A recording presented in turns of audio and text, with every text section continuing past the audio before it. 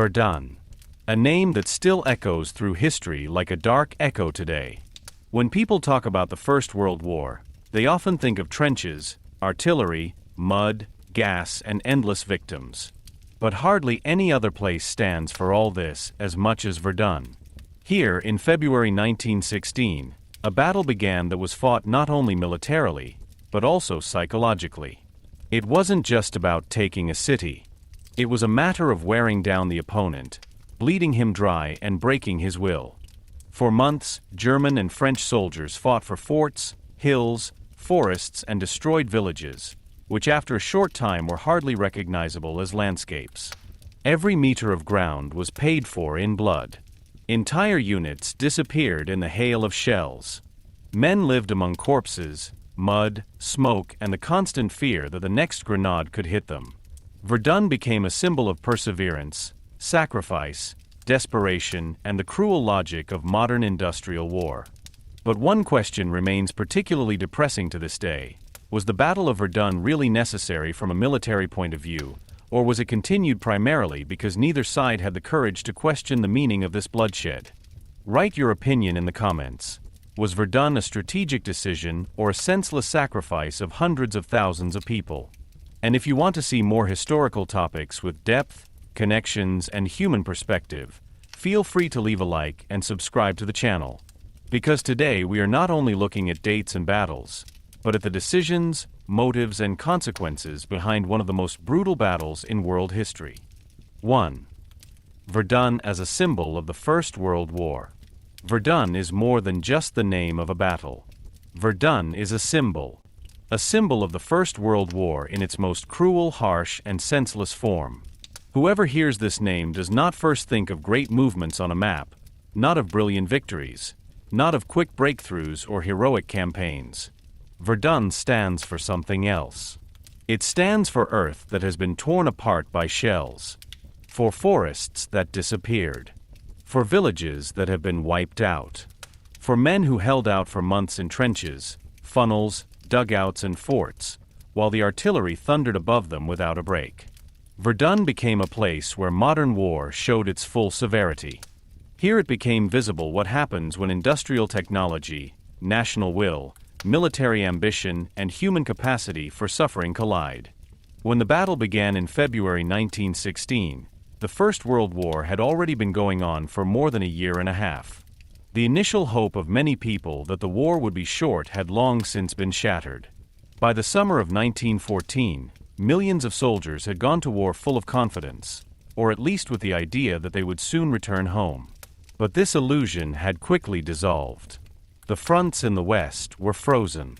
From the North Sea to the Swiss border, a network of trenches, barbed wire, machine gun emplacements, artillery batteries, and destroyed villages stretched. The war was no longer a movement, but a standstill. No longer a decisive battle, but wear and tear. No longer the fast march, but the slow, grueling endurance. In this world, Verdun became a focal point. The city was located in the northeast of France, on the Meuse River, surrounded by a belt of fortifications and defenses. Verdun had long had a special significance in French military history. The city was not just any place. It was part of France's defense against Germany, a name associated with national honor, security, and resistance. This is precisely why Verdun was so charged for both sides. For the Germans, it was an obvious target because it was militarily important and at the same time emotionally significant. For the French, Verdun was not allowed to fall, because a loss would have been far more than a purely tactical defeat. He would have hit the self-image of the nation. This was precisely the special tragedy of this battle. Verdun was not only defended for the sake of its military situation. Verdun became a touchstone of the will. The longer the battle lasted, the less it was about gaining territory and more about perseverance, prestige, and sacrifice. Any withdrawal would have seemed like an admission of failure. Any relinquishment of a position could be interpreted as a moral breakdown. This created a dynamic from which both sides could hardly find their way out.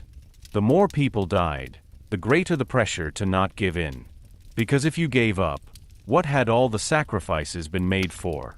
This question hung like a shadow over Verdun. The German leadership under Erich von Falkenhayn wanted to hit France at a point that it could not give up. The thought behind it was cold and cruel. The aim was to force the enemy to throw more and more troops into a battle that was politically and emotionally unavoidable for him. France was to bleed to death, so to speak. Not necessarily through a single major breakthrough, but through constant losses, through exhaustion, through the breakup of his army. Verdun thus became an experiment in wear and tear. In this strategy, man became a number, a factor in a calculation of grenades, reserves, transport routes, and willingness to make sacrifices. But even on the French side, the decision to hold Verdun was not simply military reason. It was a question of national dignity. Since the War of 1870 and 1871, France had a deep wound in its relationship with Germany. The loss of Alsace and Lorraine sat in the collective memory. Now, in the First World War, France was fighting not only for territory, but for its future as a great power, for its security and for its national self-assertion. Verdun, in this context, became a place where France had to prove that it would not break. The sentence that was later associated with this battle was, "You won't get through." It became the expression of a will that was to be stronger than fear, hunger, fatigue, and death. The special thing about Verdun was also the nature of the fight. The battle was characterized by artillery to an extent that was frightening even for the First World War.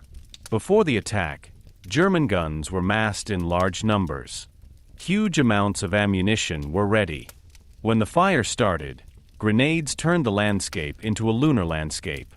Forests became stumps. Paths disappeared. Positions were buried. Entire sections of the front were wiped out before an infantryman even began the attack. The ground was plowed over again and again, so that the dead weapons, earth and metal merged into each other. In Verdun, industrial warfare showed itself as a machine that not only killed people, but also destroyed nature itself. For the soldiers, Verdun meant an almost unimaginable burden. They lived in a world in which death no longer came only in direct combat, but from a distance, anonymously and at any time. A grenade could hit a dugout, bury a position, or make a person disappear without the enemy being visible at all. The noise was constant. The weight was almost as bad as the attack. Many soldiers did not know whether they would live to see the next day. They saw comrades die, were plagued by hunger and thirst, suffered from cold, mud, disease, and lack of sleep. In addition, there was mental exhaustion. Verdun was not just a struggle for territory, but an attack on the human psyche. This is precisely why Verdun became one of the most powerful places of remembrance in Europe after the war. The battle stood for the senselessness of trench warfare, but also for the tremendous willingness to sacrifice of a generation. In France, Verdun became a national myth of resistance. It was seen as a place where the nation stood firm, even though the situation was desperate. In Germany, Verdun was also deeply remembered, but often associated with the feeling of a huge bloody effort that in the end did not bring any decisive success. Both sides had suffered enormous losses. Both sides had suffered. And yet the result was sobering from a military point of view. After months of fighting, the front was essentially not decisively changed. But the price was outrageous. Verdun thus shows one of the central truths of the First World War. This war was not only cruel due to wrong decisions or individual planning errors. It became cruel because the logic of the entire war put people in a situation in which retreat, compromise, or concession seemed hardly conceivable. States had mobilized their populations, prepared their economies for war, geared their propaganda toward victory, and tied their honor to the outcome of the struggle. In such a situation, every loss became an argument for further fighting. So much had already been sacrificed that an end without victory seemed unbearable. That's why Verdun is so important to this day. It is not just a historical event that can be explained with dates, names, and numbers. Verdun is a warning. It is a reminder of how dangerous it is when political goals, military strategies, and national symbols become more important than human lives. It shows how a place can become a myth so powerful that it determines decisions and demands sacrifices. And it makes it clear that war is not only waged on battlefields, but also in the minds of those who plan, justify, and continue it. So if you want to understand Verdun, you have to see more than the beginning on February 21, 1916, more than Fort Douaumont, Fort Vaux, the Voie Sacrée, or the battles for Hill 304 and the Dead Man. You have to understand why this place became so important for both sides. One has to ask how a military operation became a symbol of perseverance and death. And you have to recognize that Verdun stands like no other place for what the First World War made of Europe, a continent that sacrificed its youth, its landscapes, and its certainties over the years. Verdun was no ordinary battlefield. It was an abyss into which people looked, and in which they recognized the shape of modern war. A war that was no longer determined by courage and tactics alone, but by factories, railways, grenades, reserves, and the willingness to keep going. This is precisely why Verdun is still a name that is heavily rooted in history. A name that does not glorify, but admonishes. A name that reminds us that sometimes the greatest victory would have to be to never let such a battle begin. 2. Europe before Verdun. As Europe approached the winter of 1915 and 1916, there was little left of the initial frenzy of war. The enthusiasm with which many people had taken to the streets in August 1914 had turned into exhaustion, grief, and disillusionment. The expected short war had turned into a tremendous battle of attrition that engulfed entire societies. Families waited for letters from the front, cities prepared for shortages and the wounded, governments struggled with the growing strain on their economies, and millions of men lay in trenches on the fronts that stretched through Europe like open wounds. The First World War had already shown in its first year and a half that it could no longer be waged according to the ideas of the 19th century. The time for quick, decisive battles was over. It was replaced by a war in which machine guns, artillery, barbed wire, railway networks, and industrial production set the rhythm. This new reality had become particularly visible on the Western Front. The German advance of 1914, which was to defeat France quickly according to the Schlieffen Plan, had been stopped at the Marne. After that, both sides had tried to embrace each other, but the so-called race to the sea did not end with a breakthrough, but with a united front line from the North Sea to the Swiss border. What arose next was a trench warfare of a severity that hardly anyone had foreseen. The soldiers lived in a system of front trenches, support trenches, connecting routes, dugouts, wire fences, and artillery positions. Each attack had to pass through zones dominated by machine gun fire. Even if it was possible to take the first enemy line, further positions, reserves, and counterattacks were waiting behind it. The military leaderships were thus faced with a problem that they could hardly solve. The weapons of defense had become stronger than the possibilities of attack. Machine guns could mow down entire waves of attacks. Artillery could destroy enemy positions, but often also devastate the terrain to such an extent that one's own infantry could hardly advance. Barbed wire slowed down any advance and made soldiers easy targets.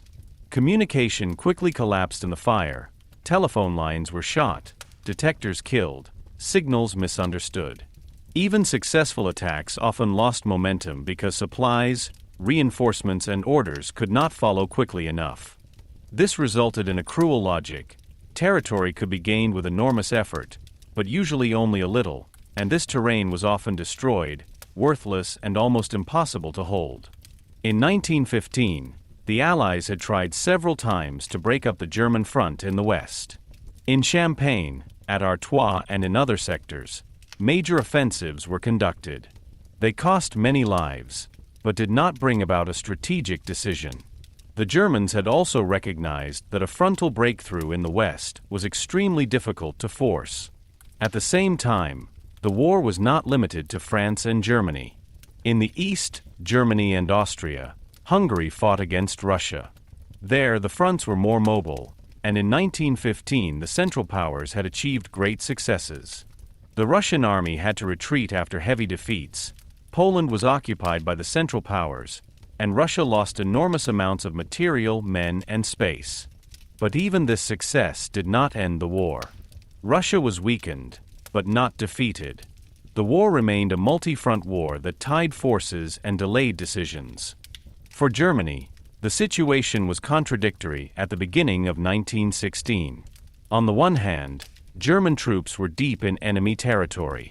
Belgium was occupied, large parts of northern France were under German control, and the Central Powers had achieved significant successes in the east.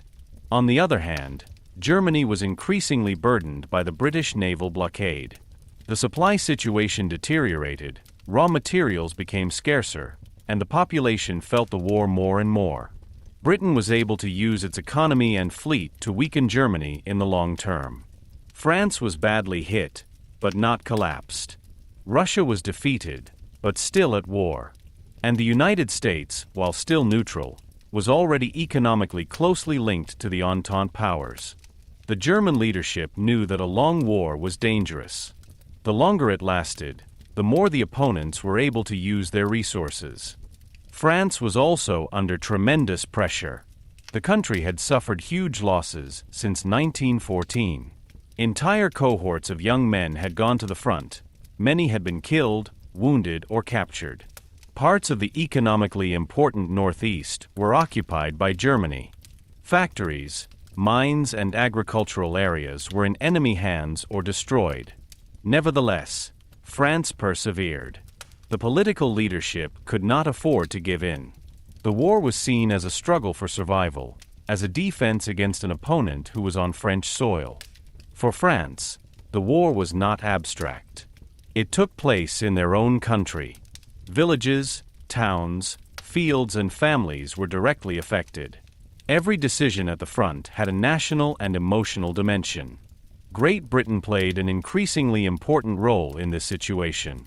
At the beginning of the war, the British Army on the continent had been comparatively small, but it grew rapidly. Through volunteer armies and later through the introduction of conscription, Great Britain expanded its military power. At the same time, the Royal Navy controlled the seas and made the blockade against Germany a strategic weapon. London knew that war would not only be decided at the front, but also in factories, ports, trade routes, and financial markets. The British, together with France, prepared a major offensive on the Somme for 1916. This offensive was intended to put pressure on the German front and regain the Entente initiative. But before it could begin, attention turned to Verdun. Behind all these military considerations were political constraints. No government could simply explain to its populations that the previous sacrifices had been in vain. Each side had started the war with big words. It was about security, honor, loyalty to the alliance, national existence, culture, freedom, or defense. Propaganda had often portrayed the opponent as a threat with which no compromise was possible. This made the war increasingly difficult to end. A peace without a clear victory could have had the effect of defeat domestically. Governments fear not only the external enemy, but also the loss of trust in their own country. Thus, military decisions were influenced by political expectations and public sentiment. The front was not only a place of struggle, but also a symbol of steadfastness. In Germany, the idea of deliberately attriking the opponent gained in importance in this situation. Chief of Staff Erich von Falkenhayn believed that France was the decisive opponent in the West. If France were to be broken, he hoped, Britain might be forced to give in. A direct attack on British power was difficult, because the British fleet was superior and an invasion of the island was unrealistic. Russia was weakened, but difficult to defeat once and for all due to its size. France, on the other hand, seemed vulnerable. It had suffered heavy losses, its territory was partially occupied, and its army was heavily strained. Falkenhayn therefore looked for a place where France would be forced to fight, even if the losses became unbearable. Verdun fit into this thinking. The city had a long military importance, was located on the Meuse, and was surrounded by fortifications. Even more important was its symbolic power. Verdun was a historically and emotionally significant place for France. France would not be able to simply ignore a German attack there. This is exactly what made the place attractive from a German point of view. It was not just a matter of taking Verdun, but of tying France to a point where it had to deploy more and more troops. The battle was not only intended to gain space, but also to consume forces. This thinking was already the frightening harshness of the coming year. The opponent was not only to be defeated, but systematically exhausted. But this plan was based on dangerous assumptions. He assumed that Germany could bear the losses better than France. He assumed that the German artillery and preparation would create a decisive advantage. It assumed that France was so emotionally attached to Verdun that it could not avoid it. And he may have underestimated how much Germany itself would be drawn into such a battle.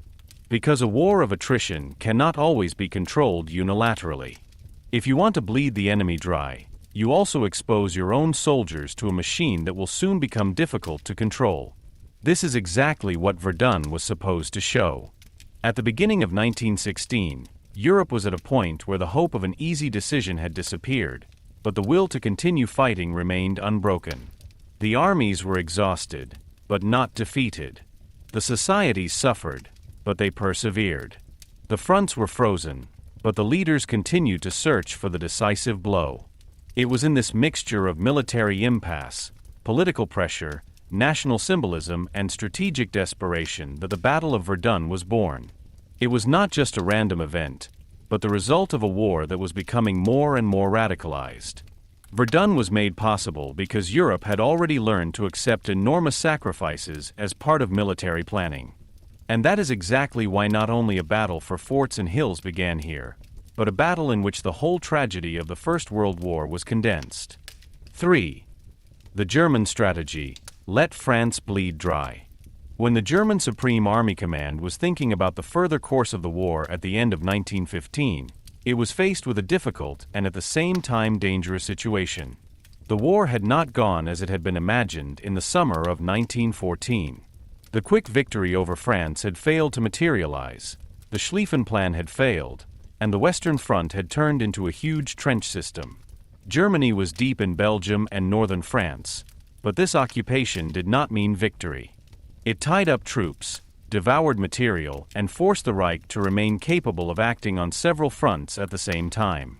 In the East, Russia had been badly defeated in 1915, but not destroyed. In the West, France and Great Britain held out. At sea, the British blockade slowly constricted the German economy. Time was not clearly working for Germany. The longer the war lasted, the greater the danger that the superior resources of the Entente would shift the balance of power. In this situation, Chief of Staff Erich von Falkenhayn became the focus of strategic considerations. Falkenhayn was not a general who believed in simple solutions. He knew that a classic breakthrough on the Western Front was hardly possible. The defenses were too strong, the artillery too powerful, the reserves too quick to bring in. Large offensives had caused enormous losses on both sides without moving the front decisively. It was precisely from this experience that Falkenhayn developed a strategy that was aimed less at exercise than at exhaustion. If the war could not be won by a quick breakthrough, then perhaps by burdening the most important enemy so long and so heavily that he broke inside. For Falkenhayn, France was the decisive point. Great Britain was still in the process of being built up militarily, economically strong and difficult to hit directly due to its island position. Russia was huge, and despite heavy defeats, it was not easy to push out of the war. France, on the other hand, was wounded, but still fit to fight. It had already suffered enormous losses, important industrial areas were occupied, and a large part of the war was taking place on French soil. If it were possible to force France's army into a battle from which it could not break away for political and moral reasons, then perhaps this army could be weakened so much that France could no longer continue the war. That was the basic idea behind the attack on Verdun. The thought often associated with Falkenhayn was that France had to be attacked at a point that it would defend at all costs. So it wasn't just about terrain. It was about a place whose loss would have been unbearable for France. Verdun fulfilled this condition. The city was historically significant, located on the Meuse, and was part of a fortification system that played an important role in French security thinking. Even though some forts were no longer fully manned before the battle, and the French military leadership was more skeptical of some fortresses after the experience of modern artillery warfare, Verdun remained a name of enormous weight. A German attack there would challenge France politically and psychologically. The French leadership could hardly give up Verdun without a fight without suffering a heavy blow at home and in front of its allies. Falkenhayn's strategy was therefore characterized by a cold logic from the beginning. Verdun was to become a trap. The Germans wanted to attack a limited front with superior artillery, draw the enemy into the battle, and inflict higher losses than they themselves suffered. The area around Verdun was chosen because it offered favorable conditions from a German point of view. The front formed an arc there, the German lines were close enough on several sides to assemble artillery, and the French supply seemed vulnerable. It was particularly important that the Germans hoped to be able to determine the battle with a strong fire superiority. The battle was not to be decided by bold cavalry movements or long-range operations, but by guns, shells, supplies, and the ability to sustain losses longer than the enemy. The preparation was correspondingly enormous. German troops, guns, and ammunition supplies were secretly transferred to the Verdun area. Heavy and heaviest artillery played a central role. The German planners wanted to smash the French position so badly before the infantry attack that the resistance would collapse. It was not just about destroying trenches. Artillery was supposed to knock out batteries, cut connections, smash dugouts, make roads impassable, and break the defenders mentally. The attack was intended as a kind of controlled destructive fire. Only when the French defenses were shaken by shells was the infantry to advance and occupy the positions. But there was already a dangerous contradiction in this plan. On the one hand, the German leadership hoped to drag France into a long battle of attrition. On the other hand, many soldiers and officers on the ground were convinced that a determined attack could indeed conquer Verdun.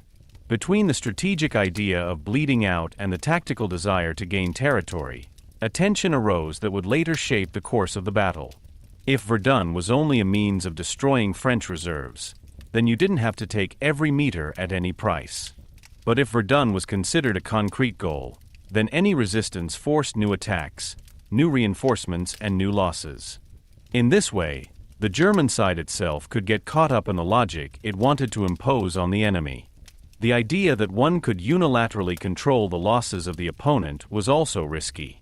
A war of attrition is difficult to predict. He does not simply follow the tables of a general staff.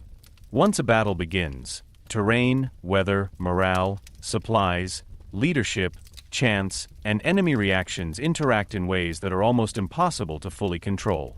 The Germans could attack Verdun, but they could not determine for sure how France would react, how quickly reserves could be brought in, and how much their own infantry would suffer in the devastated terrain. Artillery could destroy, but it could not automatically ensure victory. If the enemy survived, reorganized, and resisted again and again, the German infantry still had to enter trenches, forests, forts, and funnel fields. France, on the other hand, demonstrated a resilience that was not sufficiently taken into account in German planning. The French army was heavily burdened, but it was not broken. The defense of Verdun soon became a national task.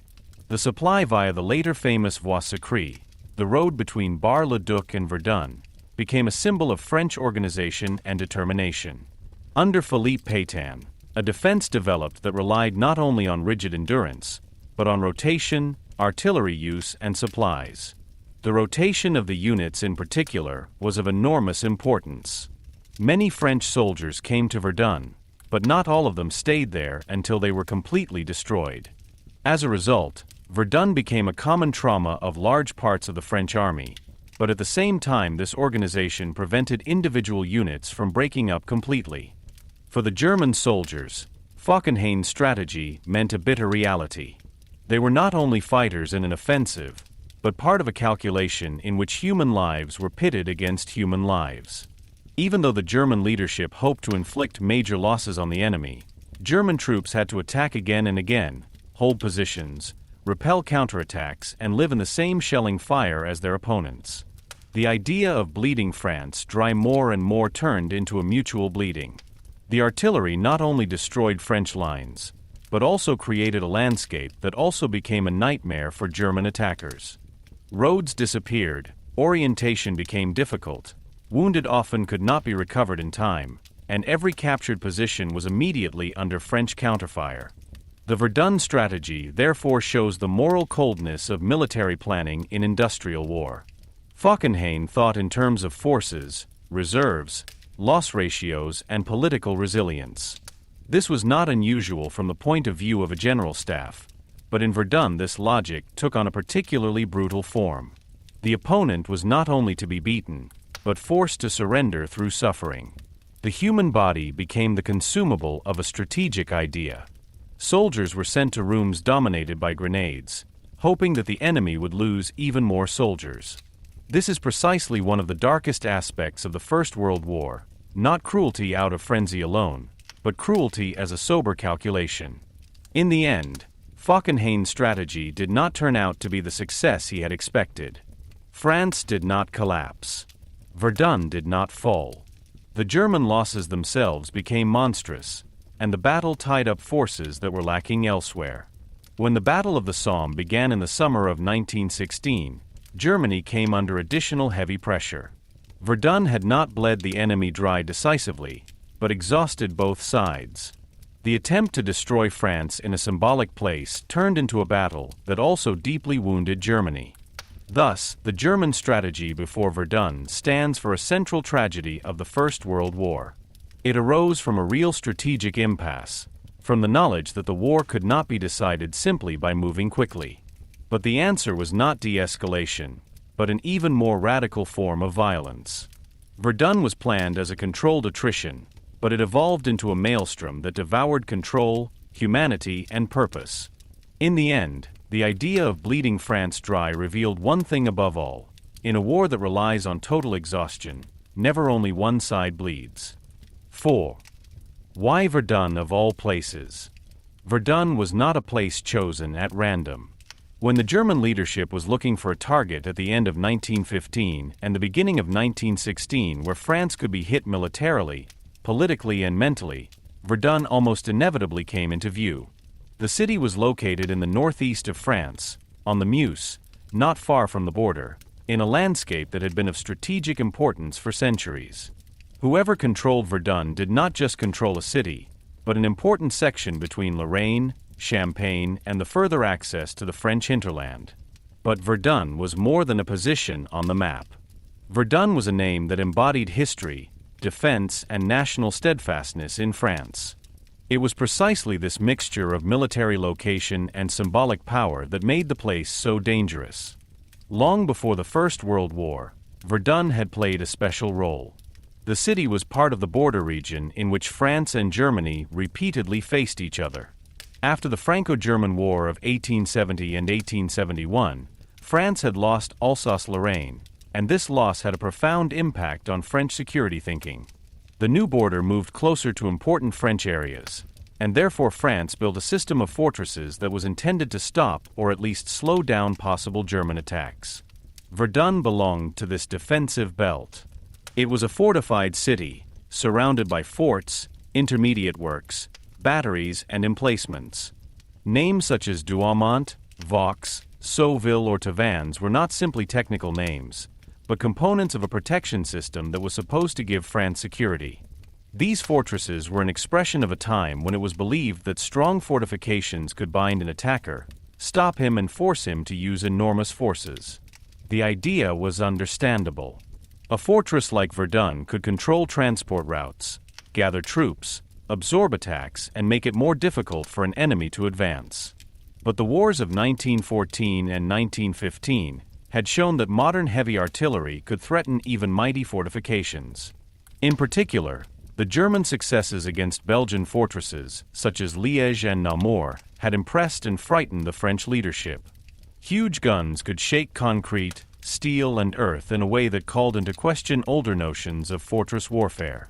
For this reason, there was also a discussion in France about the value of fortresses in modern war. Some installations were less heavily occupied, guns were partially withdrawn, and Verdun was not in the state of maximum readiness at the beginning of the German attack that one might expect in such a symbolic place. It was precisely this circumstance that made Verdun interesting for Germany. The German leadership saw an opportunity to attack a place that was emotionally indispensable for France, but whose defense had certain weaknesses. Verdun was like a lead in the front. The German lines were relatively close to the fortress zone to the north and east. This made it easier to prepare a concentrated attack. Artillery could be massed in large numbers without the distance to the targets becoming too great. The topography also played a role. The Meuse cut through the area. Mountain ranges, forests, gorges and villages formed a complicated terrain. Those who mastered the heights could observe and shoot at positions. Verdun was therefore a space where artillery, observation, and terrain were closely linked. But the military significance alone does not explain why Verdun became the scene of one of the most gruesome battles of the war. The symbolic meaning was decisive. France could hardly give up Verdun. A withdrawal would not only have meant a front correction, but would have been perceived as a national shock. The German leadership knew that Verdun was deeply rooted in the French consciousness. It was a city of defense, a city on the border, a city that stood for resistance. When Germany threatened Verdun, it was not only attacking a military position, but also the French self-image. This was exactly what suited Falkenhayn's strategy. France was to be forced into a place where it could not avoid for reasons of honor and morality. Verdun was also so important for France because the war was fought on French soil. The front did not run somewhere in the distance, but through regions where people had lived, worked, and seen their homeland. Every city, every village, and every hill could thus gain a significance that went beyond the purely military. Verdun was a particularly strong case. A loss would have meant that German troops would have taken another symbolic French town. It would have shaken the morale of the population and possibly weakened confidence in the military leadership. In a war that had long been characterized by propaganda, slogans of perseverance, and a national will to sacrifice, such an impression could be dangerous. Governments and general staffs not only had to fight battles, but also control moods. From the German point of view, it was precisely this bond between France and Verdun that was at the heart of the operation. You didn't have to plan a far-reaching breakthrough to hit France hard. It was enough to force a battle into which France had to throw more and more forces. Verdun was therefore thought of as a kind of magnet. The attack was intended to attract French reserves, tie up French artillery, and force French soldiers into a space dominated by German guns. The area around Verdun was suitable for this from a German point of view because it was relatively limited. In a confined space, you could unleash tremendous firepower. The Germans hoped that their artillery would drive the French losses so high that France would eventually be unable to continue. However, this consideration was not only strategic, but also psychological.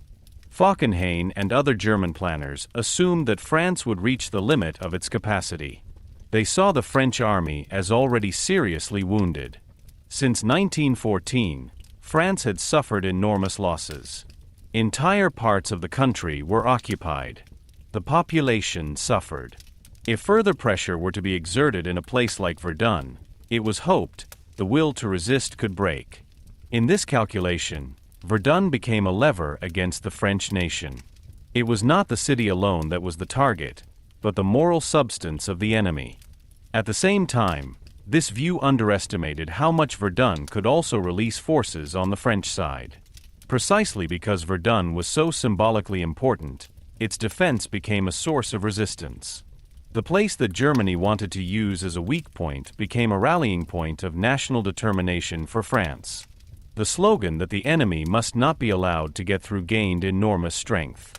Soldiers, politicians, and civilians soon understood Verdun not only as a military position, but as a test of the entire nation.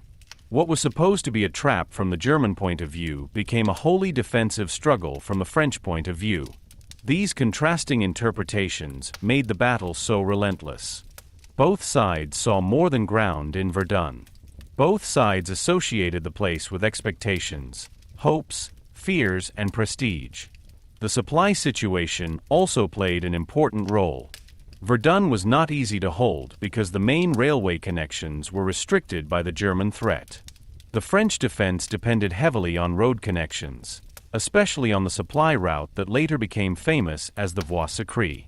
This road between Bar-le-Duc and Verdun became the lifeblood of the battle. Trucks, troops, ammunition, food, and the wounded rolled over them. The fact that France was able to hold Verdun was not only due to courage and willingness to make sacrifices, but also to organization, logistics, and discipline. The battle for Verdun was therefore also a battle of transport routes, supply systems, and industrial efficiency. The landscape itself intensified the brutality of the battle. Forests such as the Bois de Cours, hills, ravines, villages, and forts were transformed into destroyed combat zones after the artillery fire began. Places that once had names, houses, paths, and fields became funnel landscapes. Fleury, Douaumont, Vaux, and other names became ciphers of horror. The nature of the terrain made any advance difficult. Positions could be overlooked, shot at, or cut off. A hill that looked insignificant on the map could be decisive in reality because it made observation possible.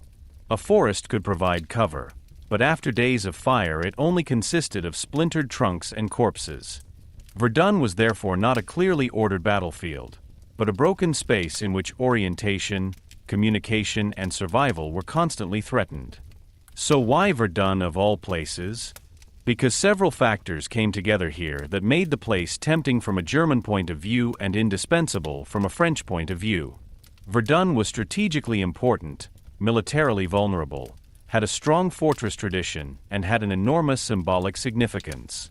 It was close enough to the German lines to prepare for a massive attack, and significant enough to force France to defend. It was precisely this connection that made Verdun the ideal setting for a strategy of attrition. But what seemed like a calculated plan on paper turned into a disaster for both sides in reality. Verdun was chosen because it was more than a place. It was a promise by France to itself not to give way. It was the hope for Germany to hit the opponent at its most sensitive point. It was a fortress space, a symbol, a logistical knot, a terrain full of tactical possibilities, and at the same time a trap for all those who believed that war could be controlled with enough shells and calculations. It is precisely for this reason that Verdun became the name for a battle in which military strategy and national sentiments were inextricably linked. This showed that places in war are important not only because of their location, but because of the importance that people give them. And the greater this importance becomes, the harder it is to end a fight, even if its price becomes unbearable. 5. Preparing for the attack. The Battle of Verdun did not begin with the thunder of the guns on February 21, 1916. It began weeks before, quieter, more secret, and more invisible. Before the first shells fell on the French positions, a huge military machine had been set in motion behind the German front. Troops were moved, guns were brought in, ammunition depots were built, roads were repaired, railway lines were used, orders were prepared, and camouflage measures were taken. Everything had to be organized in such a way that France recognized the actual focus of the coming attack as late as possible. Because Verdun was not only to be attacked. Verdun was to be surprised, shaken, and overwhelmed before the French leadership had enough time to fully organize its defenses. The German preparations followed a clear basic idea. It was not the infantry that should fight the way clear, but the artillery. After a devastating firestorm, the soldiers were to advance into an area where the French positions had already been smashed, the wire fences torn, the batteries knocked out, and the defenders morally broken. The attack on Verdun was thus an expression of the modern industrial war. The focus was no longer on the individual courage to attack, but on the planned concentration of firepower.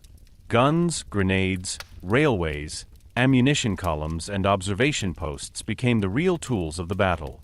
Humans remained the ones who had to step on and hold the ground in the end, but the way there was to be opened by machines. To this end, enormous amounts of artillery were massed in the area north and east of Verdun. Light field guns, medium calibers, heavy howitzers, and particularly heavy guns were to work together in a coordinated fire plan. The German planners did not simply want to destroy indiscriminately, but but to hit certain targets systematically. French trenches, dugouts, artillery emplacements, observation points, paths, bridges, supply lines and forts were to be taken under fire.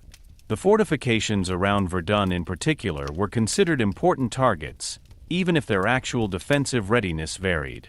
The Germans knew that these forts had a great psychological effect. If they were damaged or captured, French morale could be severely affected. However, the preparation was not only a question of weapons, but above all of logistics. Such an offensive could only take place if ammunition was available in enormous quantities. Grenades had to be brought to the front, stored, distributed, and delivered to the batteries in time. Each heavy gun was dependent on a whole system of railroad transport, horse-drawn carriages, trucks, work detachments, and ammunition depots. The war had long since shown that bravery alone was of no use if supplies failed to materialize. An army could only attack as long as its supplies worked. That is why the German preparation at Verdun was also a major logistical undertaking that ran in the background long before the battle became visible to the world. At the same time, troops had to be brought in. Infantry divisions were moved to staging areas. Officers received maps, attack orders, and information about the French positions. Pioneers prepared paths, built crossings, strengthened positions, and created conditions for the advance. Medical services had to be prepared, although no one could know exactly how many wounded would soon be pouring back. Telecommunications units planned lines and connections, knowing full well that artillery fire could quickly destroy these connections in an emergency. Everything had to mesh together: fire plan, infantry attack, supplies, reserves, medics, command channels, and observation.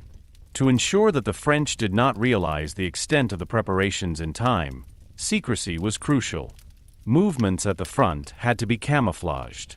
Troop deployments were to be as inconspicuous as possible, artillery positions were concealed, ammunition depots were laid out under cover. But complete secrecy was hardly possible on a front of the First World War. Reconnaissance flights, patrols, sounds, prisoners, defectors, and changes in enemy fire could provide clues. The French did notice certain signs of German concentration. Nevertheless, the German leadership managed to conceal the full extent and exact time of the attack for long enough. In addition, attacks were constantly being prepared or expected somewhere on the Western Front. Not every sign could be interpreted unambiguously. On the French side, the situation at Verdun was problematic before the attack. The fortress region had a big name, but after the experiences of 1914 and 1915, the French leadership had partially reassessed the value of forts. The heavy German guns had shown that even mighty fortifications were vulnerable. As a result, some forts were no longer as heavily manned as their symbolic significance corresponded. Guns had been withdrawn, crews reduced, and some installations were part of a larger defensive system rather than standalone bulwarks. These decisions were not entirely illogical.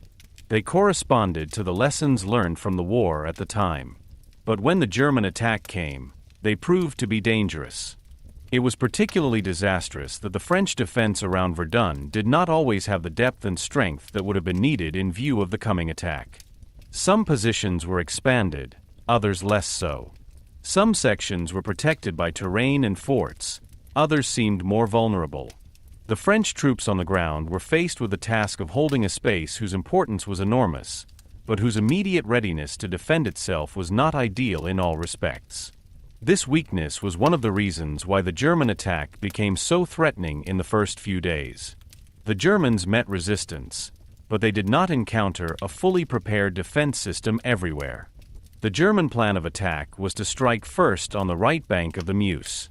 There were important French positions, forests, and forts that protected the access to Verdun. The attack was not to be carried out on a huge front, but in a concentrated manner. It was precisely this concentration that was part of the strength of the plan. In confined spaces, the German artillery was able to establish a fire superiority that was intended to crush the defenses. The infantry was then to advance in stages, take the destroyed positions, and establish themselves. It was expected that the French defense would hardly be able to act in many areas after the enormous shelling. But as is so often the case in war, there was a dangerous distance between plan and reality. The German leadership was able to calculate how many guns it used, how many shells were ready, and when the infantry should arrive. However, it could not calculate exactly how individual French units would react, how strong shelters actually held, how quickly reserves could intervene, or what the terrain would look like after shelling. Artillery could destroy positions, but it could also make one's own advance more difficult. Shell craters, destroyed paths, smoke, noise, fire, cut off communications, and confusing terrain were able to slow down the attack. The same force that was supposed to crush the enemy could also lead the attackers into chaos. Nevertheless, before the start of the offensive, there was hope on the German side that the attack would quickly have a decisive effect. Many officers believed that Verdun could fall under the pressure of artillery and concentrated attack. Others saw the operation more in Falkenhayn's sense as a battle of attrition. This double expectation was dangerous. Was the goal the capture of Verdun or the destruction of French forces? Should you grab terrain or force your opponent into new fights over and over again? This ambiguity later became more and more important. Because as soon as blood had flowed and the first successes were achieved, the urge to move on grew. Every success created new expectations, every resistance demanded new attacks, and every loss made it harder to question the purpose of the enterprise. For the ordinary German soldiers, only a part of these strategic considerations was usually visible. They sensed that something big was being prepared. They saw guns, ammunition columns, new units, busy staffs, and tense officers. Perhaps they heard rumors of an imminent attack. Perhaps they learned their specific target only late. Many will have hoped that the huge artillery would make their way easier. At the same time, they had to know that any attack on the Western Front was life-threatening. The experience of the past months had shown that even the strongest shelling rarely completely destroyed the enemy. Somewhere, men with machine guns, rifles, hand grenades, and the will to defend themselves always survived. On the French side, some soldiers suspected that something was brewing. The enemy was restless, German batteries became stronger, reconnaissance reports piled up. But hunches are not a certainty. Frontline soldiers constantly lived with the possibility of attack. It was precisely this uncertainty that was part of the trench warfare. You never knew if the next day would be ordinary or if suddenly the earth would tear open and the world would end in fire. This is exactly what was to happen at Verdun. The calm before the attack was not really calm, but a tense pause before a catastrophe. The preparation of the German attack on Verdun shows how much the First World War had become a war of the organization. A battle no longer began with a spontaneous advance, but with weeks of calculation, relocation, storage, and camouflage. Behind every infantryman stood railroads, factories, munitions workers, horses, trucks, mapmakers, telecommunicators, pioneers, and staff officers. Modern war was a huge system, and Verdun was one of its darkest examples. Everything was prepared so that a huge fire could break out on a certain day. But it was precisely in this careful preparation that there was a terrible truth. The greater the effort, the harder it became to stop the attack. When troops were ready, ammunition was stored, orders were written, and an entire army machine was aimed at one point, there was a separate pressure to carry it out. Verdun had not only been planned. Verdun had been set in motion. And once this movement began, it would be almost unstoppable. The German preparation was aimed at shaking France. But at the same time it was preparing a battle that was to devour Germany itself. 6. February 21st, 1916. The morning of February 21st, 1916 did not begin like an ordinary day at the front for the men before Verdun. In the hours before the attack, a tense, unnatural calm hung over the landscape. The German batteries were ready, the ammunition columns had done their work, the orders had been issued, and in the French positions many soldiers sensed that something was imminent, even if they could not yet grasp the extent. Verdun was like a place where history held its breath in those hours. Forests, villages, heights and ditches lay under a gray sky, still recognizable as a landscape, not yet completely transformed into the funnel field that was soon to become a symbol of the First World War. Then the fire began. Shortly after 7 o'clock in the morning, the German guns opened the fire.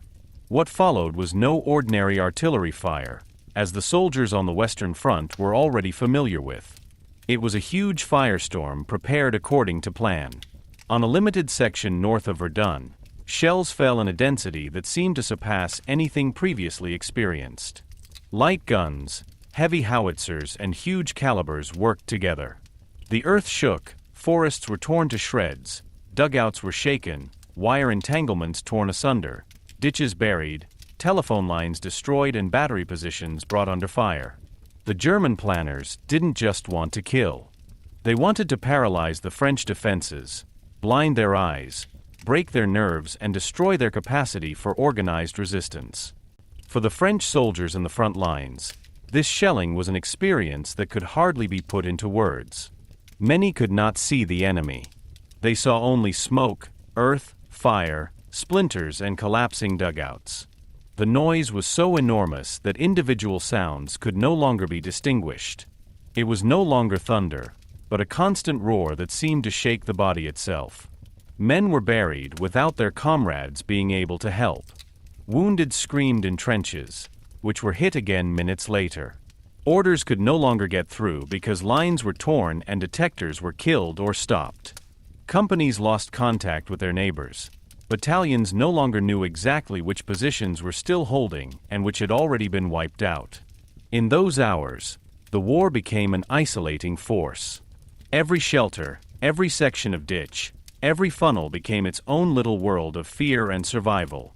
The shelling hit the area in the Bois de Cours, the Cours Forest, where French hunters under Lieutenant Colonel Émile Driant were stationed.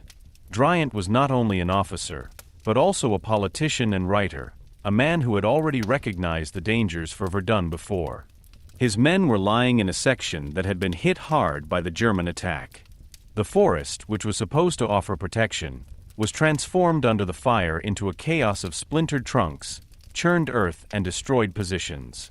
But it was precisely there that it became apparent that artillery could destroy terribly, but could not automatically extinguish the resistance. Many French soldiers survived in dugouts, trenches, or shell craters. They were shaken, decimated, and often cut off, but not gone. In the afternoon, after hours of shelling, the German infantry began to advance. The soldiers did not step out into an untouched landscape, but into a world that their own artillery had already broken. The sight was difficult to walk on. Smoke and dust made visibility difficult. Landmarks were destroyed, paths had disappeared, trees had fallen, ditches were hardly recognizable as lines. In many places, the German attackers expected to encounter shattered and incapacitated defenders. In fact, in some sections they found only rubble, dead people, and isolated resistance. In others, however, they came across men who, despite the fire, had their rifles, machine guns, and hand grenades ready. As a result, the advance became slower and more dangerous in several places than the planners had hoped. This revealed a basic problem of the attack on the Western Front. Artillery preparation could be enormous, but it could not guarantee that every defender was dead, every dugout destroyed, and every machine gun eliminated. Even a few surviving defenders could stop an attack if they were at favorable points. A machine gun in a half-destroyed trench, a small group with hand grenades in a funnel, an officer holding his men together were able to delay the advance. And delay was crucial, because it gave the French leadership time to recognize the situation, alert reserves, and grasp the significance of the attack. February 21st was therefore not only the beginning of a battle, but also a clash between planning and reality. The German leadership had carefully prepared the attack. It had drawn up fire plans, set targets, and organized the advance. But as soon as the infantry went into the destroyed area, the war became confusing. Maps no longer corresponded to reality because forests and ditches had lost their appearance. Units lost connection. Orders arrived late or not at all. The soldiers had to make decisions in the moment.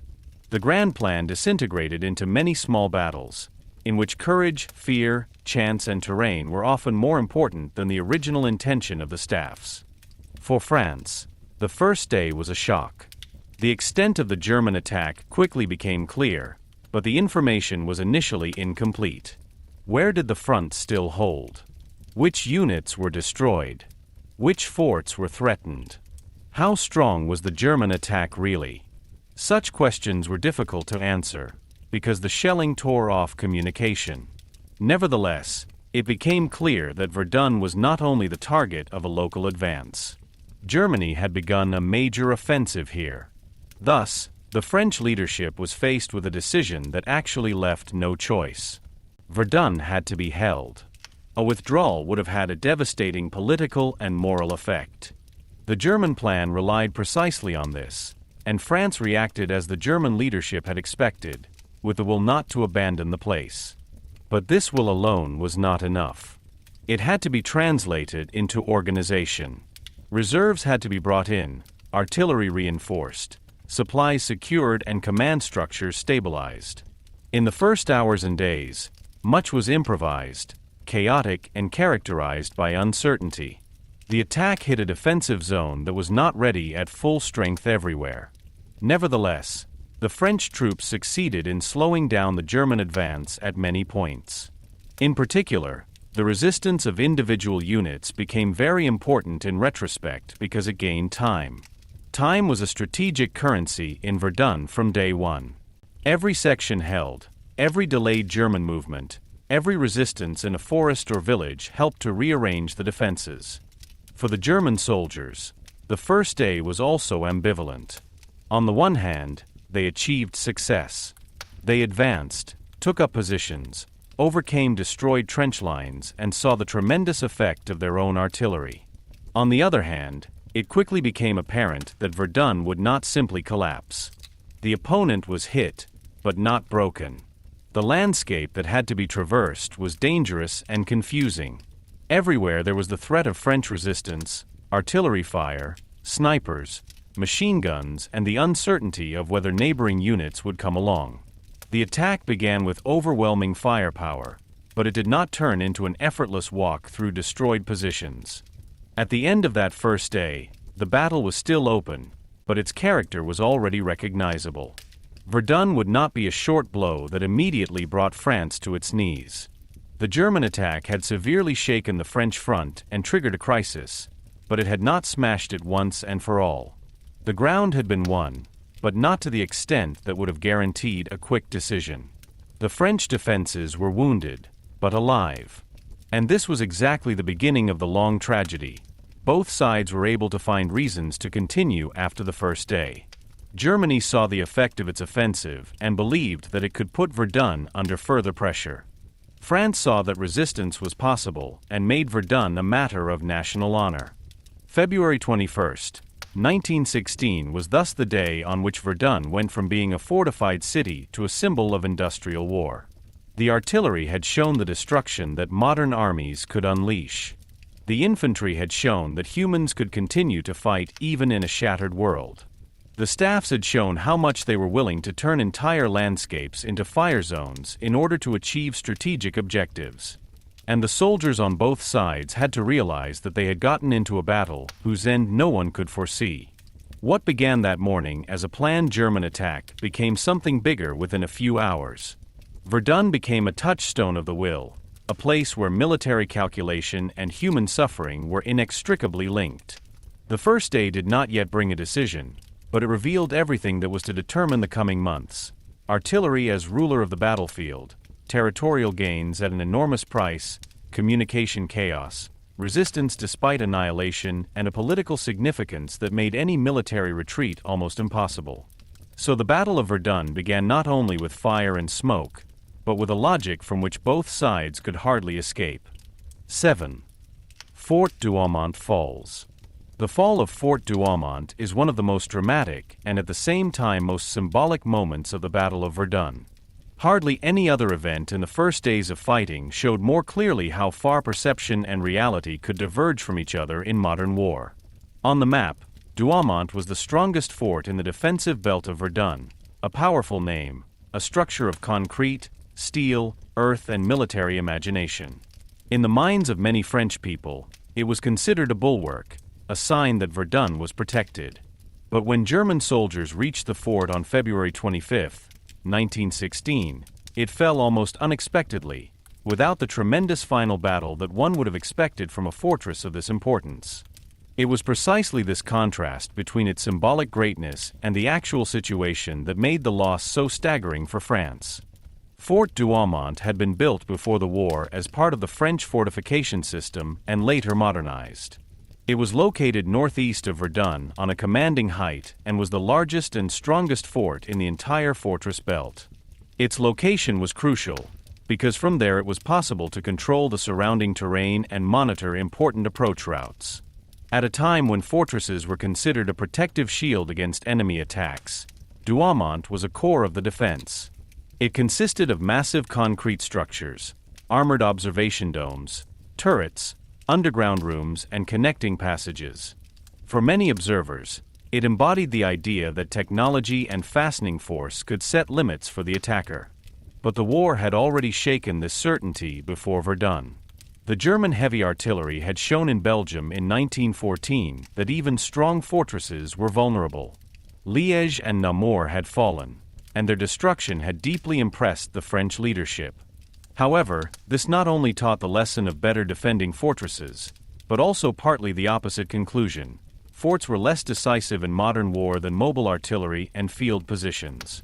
Therefore, guns were withdrawn from some fortresses and garrisons were reduced. At the beginning of 1916, Douaumont was also not as heavily manned as its reputation suggested.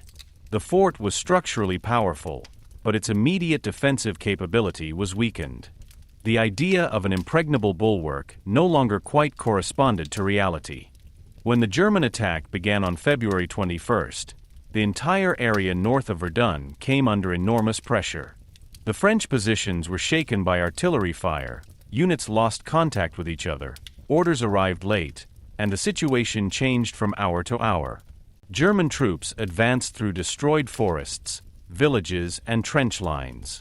Resistance was fierce in many places, especially in the Bois de Cours, but the French front was pushed back. In this general crisis, Douaumont became more and more the center of attention. The fort lay like a huge shadow over the battlefield. As long as it remained French, it was a sign of defense. If it fell, the shock had to reach far beyond the immediate military value. There was almost something unreal about the actual fall of Douaumont. A German advance detachment approached the fort, including soldiers of the Brandenburg Infantry Regiment.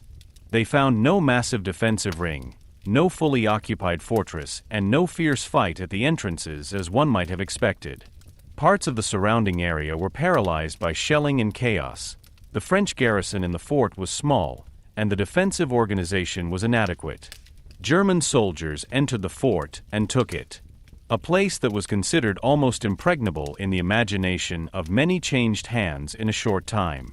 It was not a triumphant assault on a powerfully defended fortress, but rather a surprising intrusion into a mighty but insufficiently secured structure.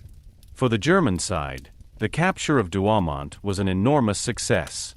It came earlier and more easily than many had expected, and it delivered a propagandistic triumph to the German leadership. The strongest fort of Verdun had fallen. This news could appear as proof that the attack was successful and that the French defenses were faltering. In a war in which the fronts often made little progress for months, such a success was of great importance. He boosted the morale of the German troops and gave the officers the feeling that Verdun was indeed achievable. Douaumont became a tangible sign that the offensive brought not only destruction, but also visible results. But this success had a double effect. On the one hand, it opened up new possibilities. From Douaumont, the Germans were able to strengthen their position in the Verdun area. The fort offered protection, observation opportunities, and a strong position in the defensive belt. On the other hand, his case increased the pressure to continue. When such an important fort had already fallen, complete success seemed nearer. So why stop? Why not keep pushing against Verdun? This is exactly where a dangerous dynamic became apparent. Douaumont's quick win fueled hopes for more. It made it more difficult to limit the operation as a pure battle of attrition. The success became an argument for continuing the attack, even if the costs soon became higher and higher. For France, the loss was a shock of enormous significance. Douaumont was more than a military object. It was a symbol of security and resistance. That this fort was lost so quickly and almost unexpectedly seemed shameful and alarming. The French leadership had to recognize that Verdun was in great danger. The loss triggered criticism, blame, and hectic countermeasures. How could the strongest fort of the defensive belt fall into German hands? Why wasn't it more occupied? Why weren't his guns and defenses available in full strength? Such questions affected not only individual leaders, but the entire French fortress doctrine and the preparation of the defense. At the same time, the loss of Douaumont transformed the French resistance into an even stronger moral obligation. Verdun was certainly not allowed to fall. The loss of the fort was severe, but it could not be the beginning of a complete collapse. Precisely because Douaumont was lost, the rest of the defensive area had to be held. The shock did not lead to surrender, but to mobilization. The French army began to concentrate its forces more strongly on Verdun. Supplies were organized, reserves were brought in, and under Philippe Pétain the defense gained a new structure. Paradoxically, Douaumont thus became not only a sign of defeat, but also the trigger for a more determined defense. For the soldiers, the fall of the fort had a very concrete meaning. German troops were now in a massive structure that offered protection from French fire and at the same time became the target of constant French attacks and shelling. The fort did not become a quiet, safe place, but a dangerous center of struggle. Underground rooms, narrow passages, ammunition depots, wounded, heat, smoke, noise, and constant threat shaped life in it. The massive walls protected against many things, but not from fear, exhaustion, and the certainty that the opponent would try everything to regain this symbolic place. The French artillery repeatedly took Douaumont under fire. Later, serious accidents occurred in the fort, including a devastating explosion in May 1916 that killed numerous German soldiers. This showed that even a captured fort did not simply mean ownership. It became part of a living battle, a space in which protection and danger lay close together. Whoever held Douaumont had an important point, but also an obligation. He had to be cared for, defended, and secured against counterattacks. The more symbolically charged a place was, the less easy it was to give it up. Militarily, the fall of Douaumont shifted the situation, but it did not decide the battle. This is important in order to understand Verdun correctly. The capture of the strongest fort seemed like a possible turning point, but it did not lead to the collapse of the French defenses. Verdun was not just a fort. It was a whole defensive area of heights, positions, batteries, roads, villages, and other forts. The French army was able to continue fighting despite the loss. The German success was real, but not final. It was precisely this that made the following months so bitter. Douaumont had fallen, but Verdun held. The apparent breakthrough became another station in an increasingly long battle of attrition. The case of Douaumont also reveals a deeper truth about the First World War. Symbols could drive the war, but they could not control it. A fort could represent national strength, but its actual defense depended on garrison, organization, artillery, orders, and circumstances. A propaganda victory could raise morale, but it could also create expectations that demanded new victims. A defeat could paralyze, but also provoke defiance and resistance. Douaumont shows how closely material reality and psychological effect were connected. In the weeks and months following his fall, Douaumont remained one of the most important names in the battle. For the Germans, it was a one prize that they had to hold. For the French, it was an open wound that had to be closed. Every glance at the map reminded us that the enemy was at the heart of the fortress belt. Every attack, every shell, every plan to reconquer it was marked by this symbolic burden. Douaumont thus became a focal point within the focal point of Verdun.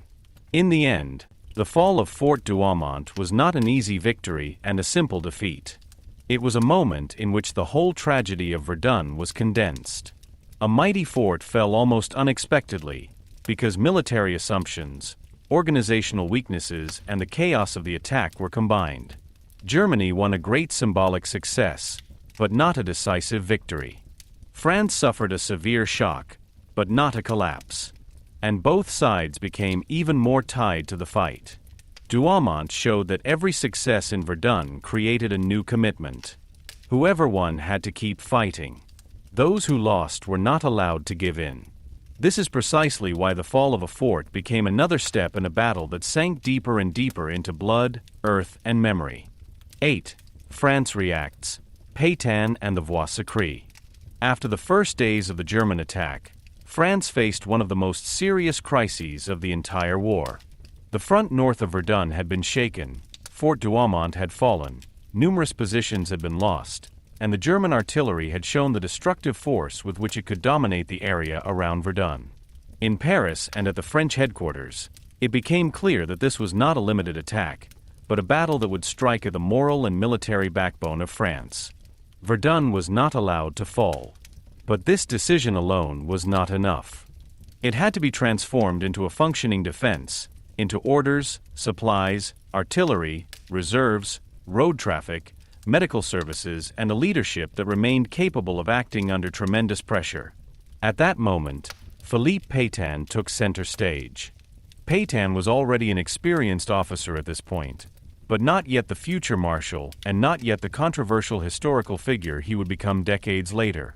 In 1916, he was considered above all a sober, cautious, and at the same time determined commander who understood the reality of modern war better than many old-school officers. He did not believe in blind sacrificial attacks, not in empty heroic gestures, and not in the idea that courage alone was enough against machine guns and artillery. For him, defense had to be organized, supplied, and supported by artillery. It was precisely this attitude that made him so important in Verdun. France did not need a commander who only found big words. It needed a man who could bring order in the midst of chaos. When Pétain took command of the defense of Verdun, his most important task was to stop the German attack without letting his own army drift into an uncontrolled collapse. The French soldiers had experienced tremendous stress in the first few days. Many units were smashed by artillery fire. Communications were interrupted, positions were lost, and officers were killed. The danger was not only that the Germans would continue to advance, but also that French units, exhausted, isolated, and without a clear leadership, would no longer be able to coordinate the resistance. Pétain therefore had to act militarily, organizationally, and psychologically at the same time. He had to show the soldiers that Verdun would not be abandoned, but also make sure that their sacrifice did not fizzle out senselessly in chaotic counterattacks. One of his most important measures was to strengthen the artillery. Pétain understood that Verdun could not be held by infantry alone. The German fire superiority had made the attack possible in the first place. To compensate for them, French guns had to be brought in, ammunition had to be provided, and counterfire had to be organized. Artillery became the language of this battle. Those who could observe, fire, and push dominated the terrain. Pétain therefore attached great importance to the effective use of the French batteries, to smash German attacks, to fight enemy artillery, and to support endangered sections of the front. The infantry was not to stand alone in the fire, but was to be carried by an organized fire force. Equally crucial was the question of reserves. Verdun devoured people at a pace that posed enormous problems for any leadership. Units could not stay in the front lines indefinitely. Those who lay under barrage for days, hardly slept, got little water, saw comrades die, and constantly expected counterattacks, were physically and mentally worn down. Pétain realized that the defense could only be maintained if the troops were regularly relieved. This rotation system became a decisive feature of the French defense.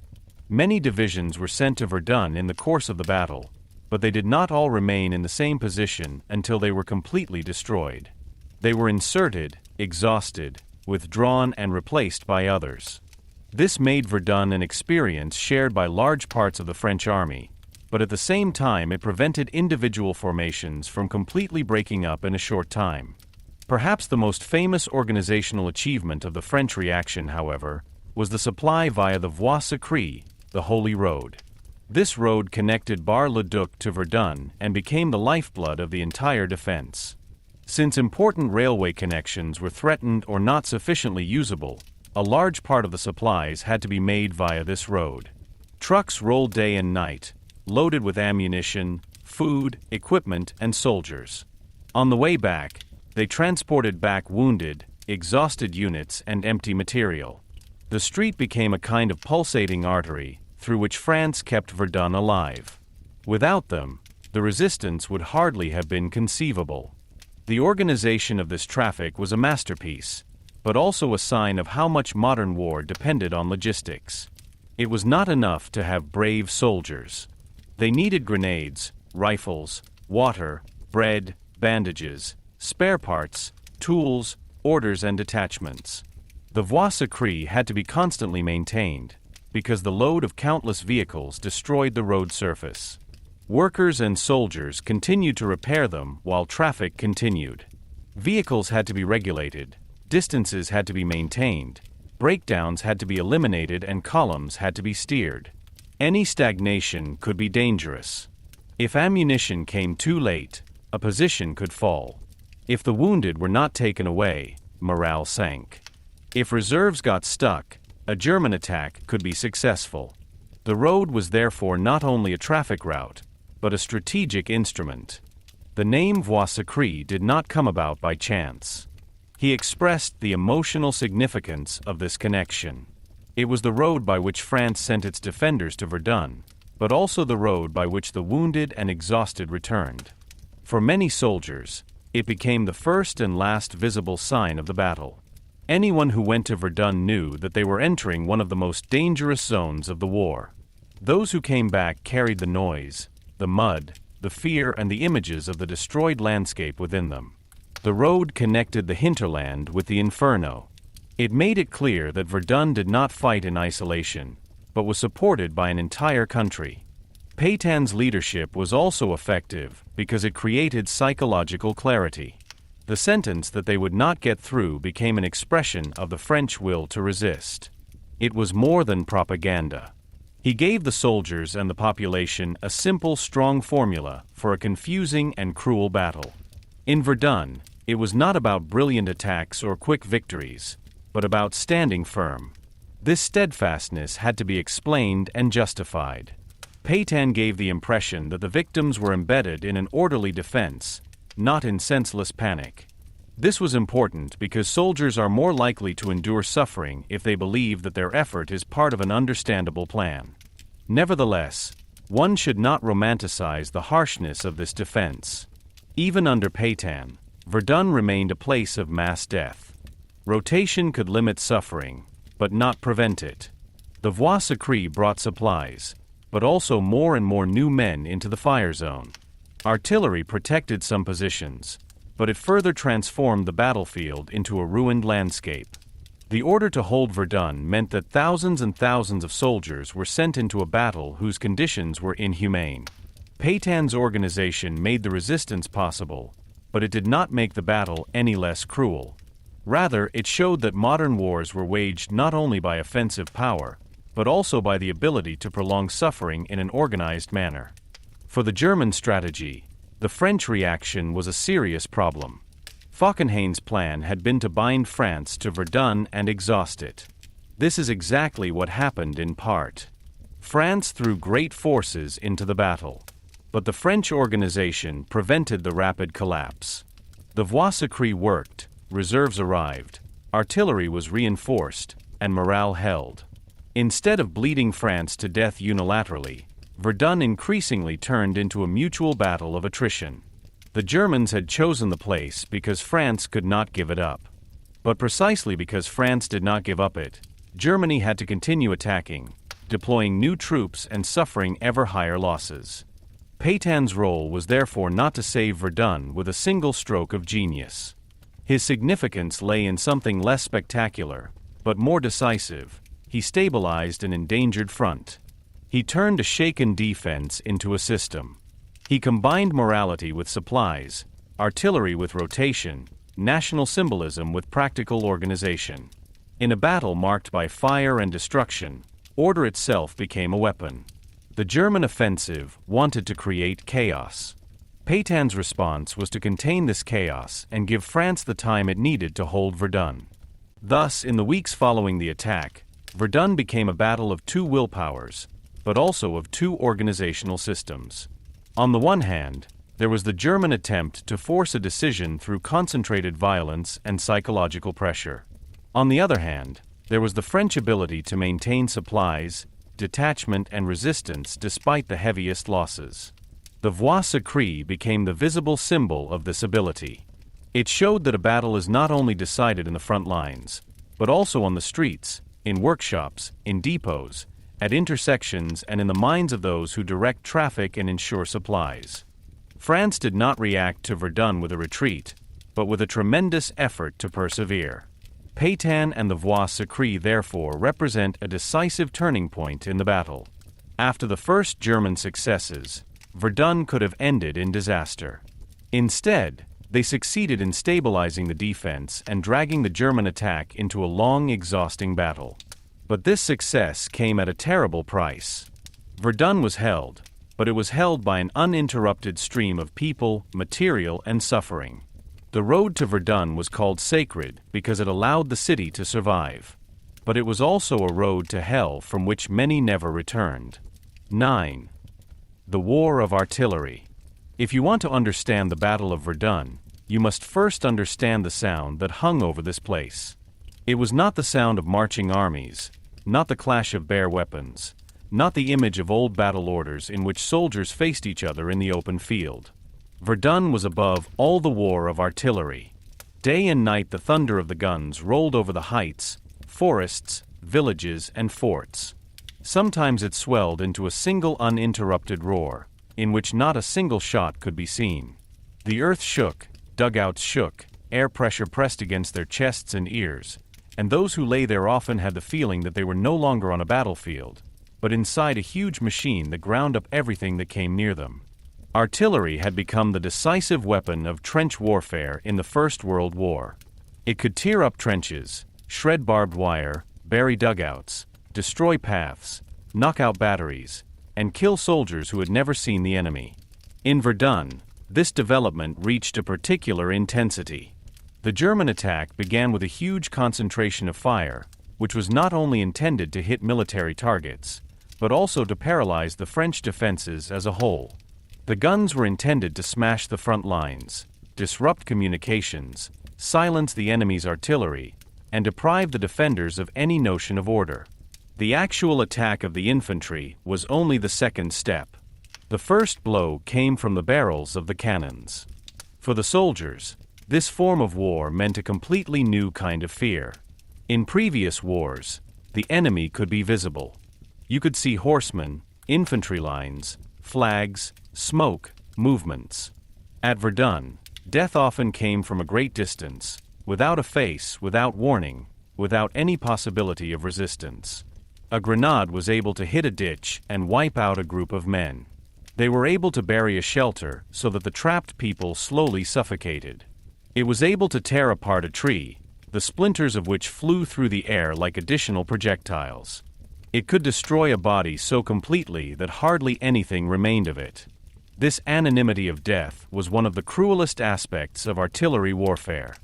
People did not always die in hand-to-hand combat, but by a mathematically calculated trajectory, by steel, explosives, and chance. The landscape around Verdun was transformed by this violence. Forests that had once offered protection and orientation became debris fields of stumps, splintered branches, and torn earth. Villages disappeared under shells until only stones, beams, remnants of walls, and dust remained of houses. Paths became impassable, fields turned into crater landscapes, and the front line itself was often so badly destroyed that it looked clearer on maps than in reality. Soldiers had to move through a world where every piece of ground looked the same: mud, shell craters, wire scraps, body parts, broken weapons, and water holes. Orientation became a daily challenge. Anyone who lost touch at night or in the smoke could get caught in enemy lines, fall into a funnel, or be hit by their own artillery. Artillery was not only a weapon of physical destruction, but also of mental attrition. Constant shelling robbed the soldiers of their sleep, deprived them of any sense of security, and made time blur. A man who lay in a dugout for hours or days while shells fell above him could hardly distinguish whether he was still capable of acting or just waiting. The nerves were attacked long before the body was wounded. Some soldiers began to tremble, others became apathetic, and still others reacted irritably, confused or stunned. The concept of war neurosis or grenade shock became tangible in such experiences, even if the medical and military world of the time often had little understanding of the psychological consequences. Verdun was not only a place of torn bodies, but also of broken souls.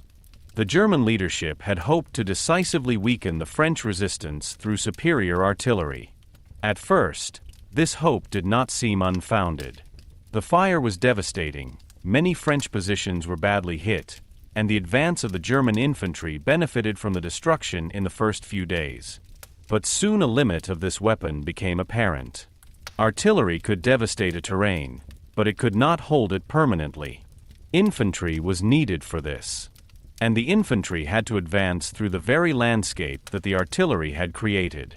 Shell craters, mud, destroyed paths, and confusing debris made the advance difficult.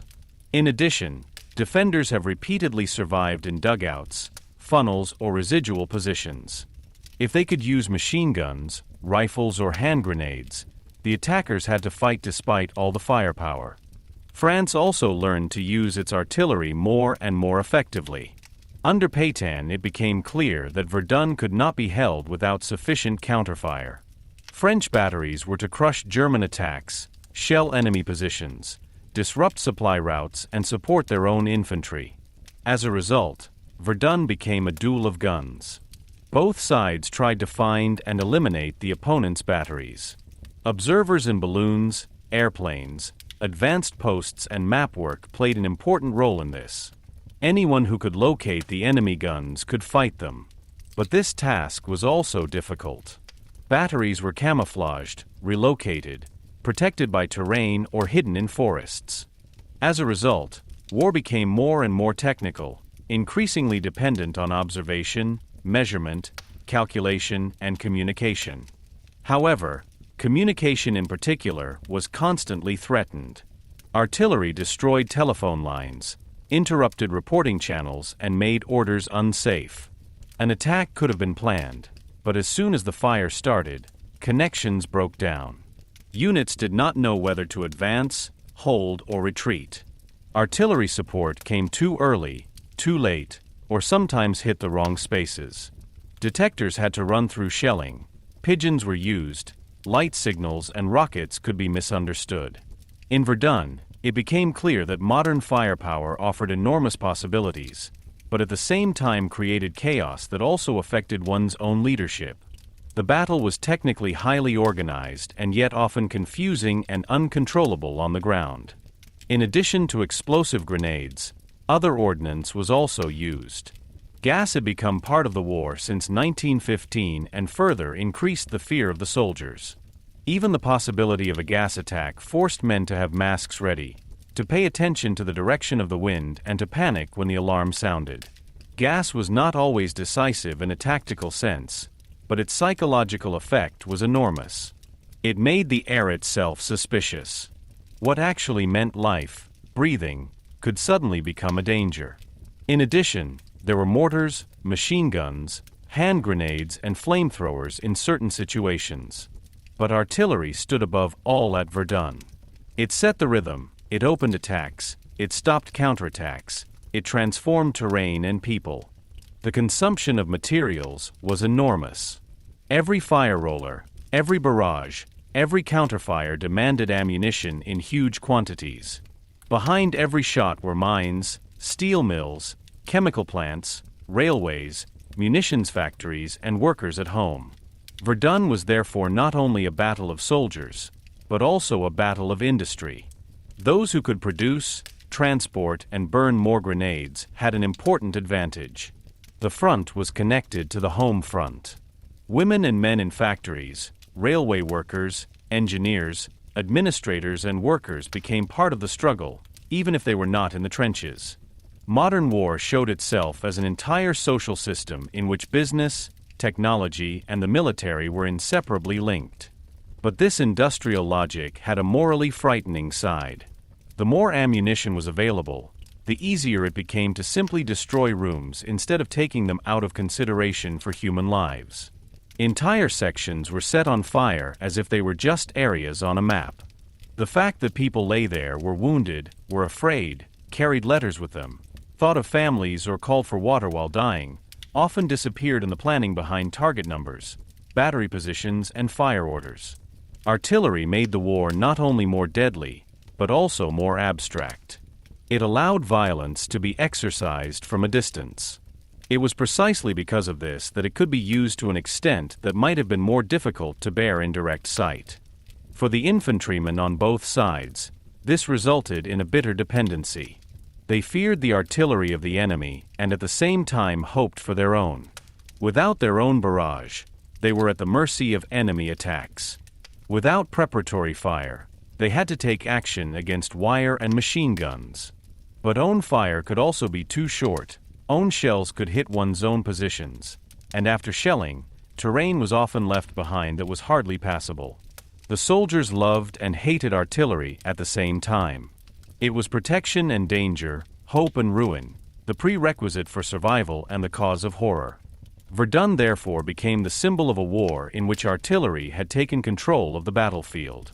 The individual soldier remained important, but he was embedded in a violence that went far beyond his personal agency. He could be brave, experienced, dutiful, and determined, but none of that helped against a heavy grenade. This experience fundamentally changed the understanding of war. Heroism in Verdun often seemed helpless in the face of steel and explosives. Courage was no longer just about charging forward, but about staying under fire, not breaking, passing orders, caring for the wounded, or holding out in a destroyed position. In the end, the war of artillery at Verdun was more than a military technique. It was the expression of an era in which industrial power rolled over human bodies. The guns made visible what the First World War had become, a conflict in which states pooled their technical, economic, and organizational forces in order to systematically exhaust the enemy. Verdun showed this truth in a concentrated form.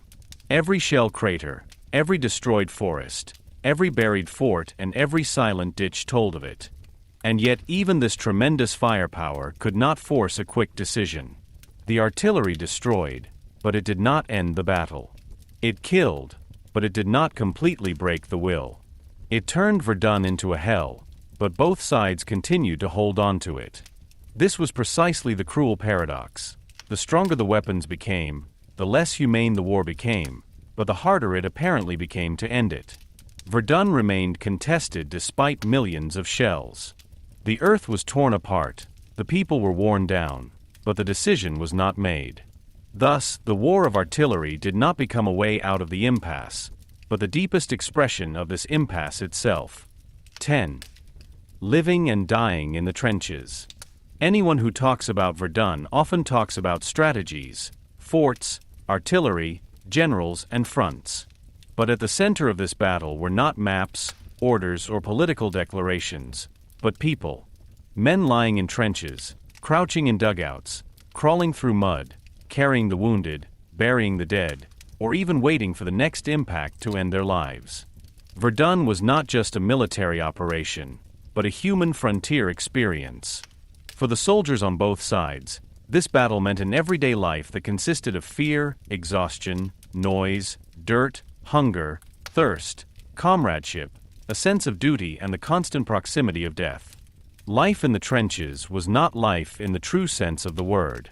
It was a continued survival. The trenches at Verdun were often not orderly lines, as one imagines them from schematic drawings. The uninterrupted artillery bombardment repeatedly turned them into torn, buried, and confusing gutters.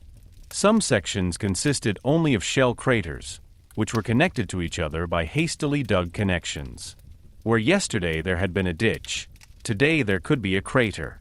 Where yesterday a shelter promised protection, today there could be a buried death trap. The soldiers had to find their way in a landscape that was constantly changing. Maps only helped to a limited extent, because the reality was different after each fire attack. Orientation became a dangerous task, especially at night. Those who took the wrong path could get close to the enemy, get caught in the wire, or be hit by their own artillery. The mud was a constant companion. Rain destroyed drainage, plowed earth, and shell craters full of water turned many positions into boggy holes. Soldiers stood for hours or days in wet clothes. Boots sank in, equipment became heavy, weapons became dirty, bandages soaked, bread became inedible. The body was attacked slowly, not only by bullets and splinters, but by cold, wet, and lack of sleep. Feet became inflamed, skin tore open, lice spread, diseases weakened the men. Those who still appeared healthy today could be feverish, exhausted, or barely able to walk tomorrow. The war devoured people not only in attacks, but also in the long hours in between. The lack of water was particularly agonizing. In a battle marked by fire, smoke, dust, and physical exertion, thirst became a torment that could dominate all thought. Water points were often under fire or contaminated by corpses, soil, and chemicals. Supply teams had to cover dangerous distances to bring canisters forward. Not infrequently, they did not reach the positions. Soldiers drank from shell craters, even though they knew that the water could be dirty or dangerous. Thirst made the men weak, irritable, and desperate. He showed how quickly in modern war the simplest human needs became a matter of life and death. Hunger was also a part of everyday life. Although supply systems existed, the front lines were difficult to reach. Artillery destroyed paths, porters were wounded or killed, columns got stuck. Bread, canned food, coffee, soup, or some meat could be a rare treasure for a soldier. Sometimes a meal was not just food, but a sign that the connection to the backward world still existed. When food and water were missing, a position felt abandoned for good. Then the men were no longer part of a large army, but a group of bodies in a hole, cut off from everything that meant human order. Above all was the noise. Artillery fire determined the rhythm of the day and night. Even during breaks, the expectation of the next shelling remained. Many soldiers could no longer sleep properly because every impact startled them or because they constantly expected an attack. The body never really got used to it. The thunder went through bones and nerves. It shook shelters, let earth trickle from ceilings, extinguished candles, threw men to the ground, deprived them of their hearing, or made them look dazed for days. Those who were under heavy fire for a long time changed. Some became silent and inwardly absent. Others talked incessantly. Some laughed at inopportune moments. Others could no longer speak. The mental stress was so great that it could hardly be adequately described in the terms of the time. Fear was omnipresent, but it took many forms. There was the sudden fear when a grenade hits, when seconds decided whether someone was alive or dead. There was the slow fear of waiting when an attack was announced and everyone knew that they might not return. There was the fear of gas, of burial, of being wounded, of dying alone in no man's land. Many soldiers feared not only death, but also a serious injury that left them helpless between the lines. The call of a wounded man who could not be rescued was often harder for the comrades to bear than their own shelling. They knew that help had to be possible, and yet nothing could be done because any rescue attempt could end fatally. Death was not hidden in Verdun. It lay open in the ditches, in funnels, on wire entanglements, in dugouts, and on paths. Sometimes the dead could not be recovered because the fire was too strong. Sometimes they were provisionally covered with earth and later exposed again by new impacts. The boundary between the living and the dead became frighteningly thin. Soldiers ate, slept, and waited near corpses. The smell of death was part of battle, especially when the weather warmed up. It left a stronger mark on the memory of many survivors than any card or order. In such an environment, the soul had to develop protective mechanisms. Anyone who had perceived every dead person as a complete human destiny might have been broken. So some became numb, not out of heartlessness, but out of necessity. Nevertheless, comradeship remained one of the strongest forces in the trenches. The big words of fatherland, honor or victory might be in newspapers and orders, but in everyday life many men fought above all for the comrades next to them. Water, bread, tobacco, letters and blankets were shared. You helped a wounded person, supported an exhausted person, took over a guard or encouraged another, even though you were afraid yourself. This camaraderie was not a romantic ideal, but a community of survival. In a world in which the individual had little control, the small group became the last security. Those who knew that others would not leave him could hold out longer. Letters from home were another thread of life. They brought voices from another world, from families, villages, cities, and memories. A letter could give comfort, but it could also trigger pain. Home seemed close and infinitely far away at the same time. Soldiers read about children, harvests, sorrows, illnesses, weddings or deaths, while shells fell around them. Some wrote back reassuring words, so as not to worry relatives. They concealed the worst, spoke of duty, health, and hope. This often created a gap of silence between the front and the homeland.